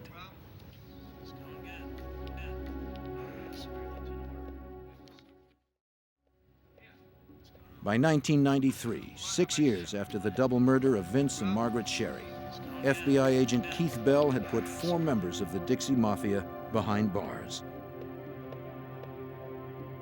But he still had no formal murder convictions against those involved. And Mayor Pete Halat, the suspected mastermind of the case, was still free and running the city of Biloxi.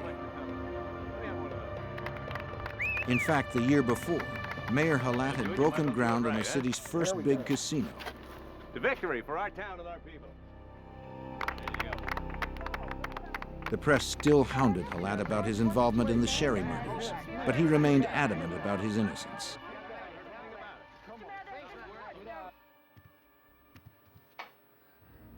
Bell continued to work his plan. He used the bribe Robert Gant had recorded on tape to level another charge against Mike Gillich, already in jail. Now Bell indicted Gillich for witness bribery and witness tampering for trying to buy off Gant. And that did the trick. No doubt the most important turning point was in October of 1993 when Mike Gillich finally decided to cooperate and tell the story of this whole case from an insider's point of view. And that's what really allowed us to bring final resolution to this investigation. After the years of painstaking work Bell had spent on the case, it was a satisfying moment. Finally, it seemed his patience and ingenuity were paying off. Gillich was in no hurry to accrue more jail time. Bell's relentless pressure had persuaded him to cut a deal before the bribery trial even began. The Dixie Mafia member would tell what he knew about the murders. Mr. Gillich has Maybe now, Bell could get the convictions he knew were long overdue.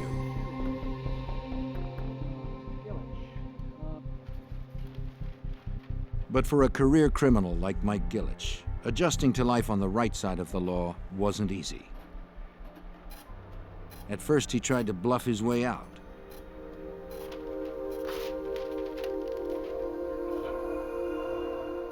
Of course, it always takes some time, a period of weeks, to develop some degree of trust and to be able to communicate with someone like this who, for the first time, has decided to leave his lifelong role as a criminal and start cooperating with the FBI.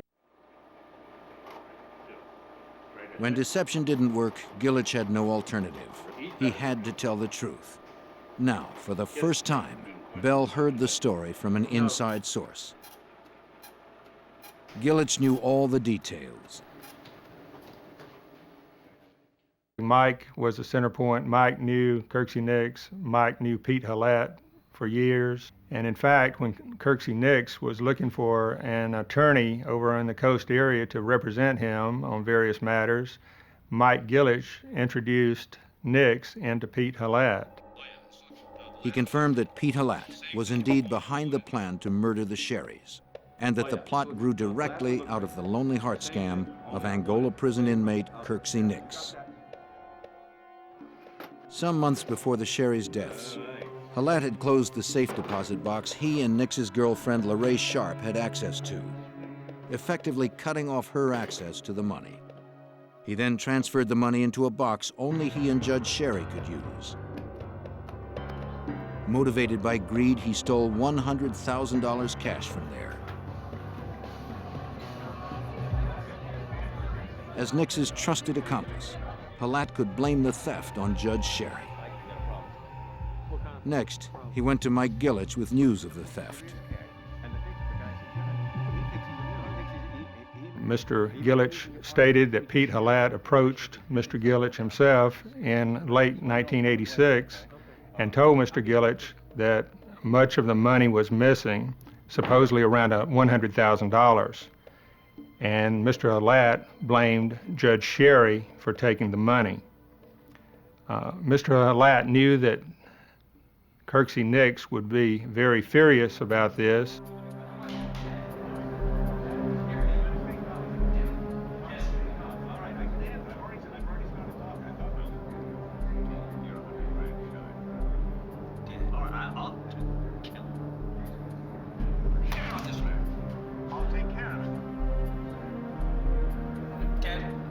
It is not known who ordered Margaret's death, but as a fierce opponent of corruption, she posed a threat to the underworld forces hoping to control Biloxi.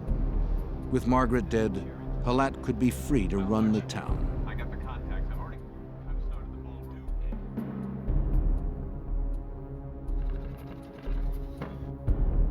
Gillett said that he and Halat planned the murders. Ransom and Rhodes provided the murder weapon. But when they passed on doing the hit, Gillett found a replacement. A Texas-based petty criminal named Thomas Holcomb. Holcomb would be paid $20,000 to murder Judge Sherry and his wife. Gillett had also helped provide the car, with the help of locksmith Lenny Sweatman.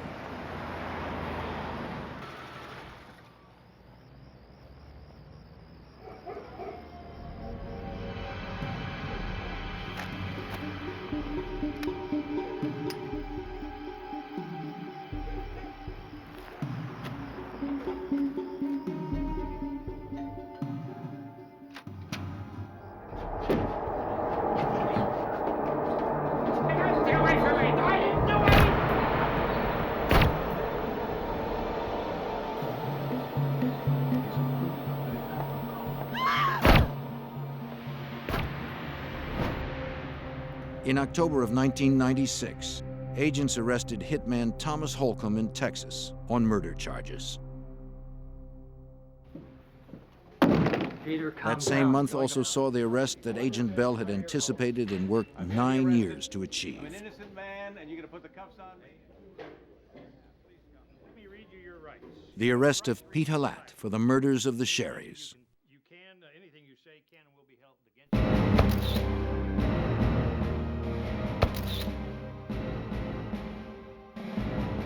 Kirksey Nix and LaRae Sharp were indicted on 52 counts, including fraud, money laundering, and murder. Halat was tried and convicted in the summer of 1997, a full decade after the crimes were committed.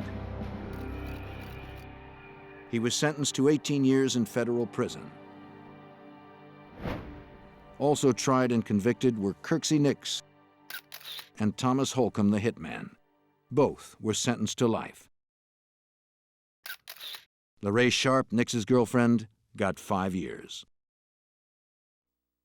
I think a lot of citizens in Biloxi now realize that there are a lot of dedicated professional law enforcement people who will do everything they can to protect the community and work hard to solve major crimes.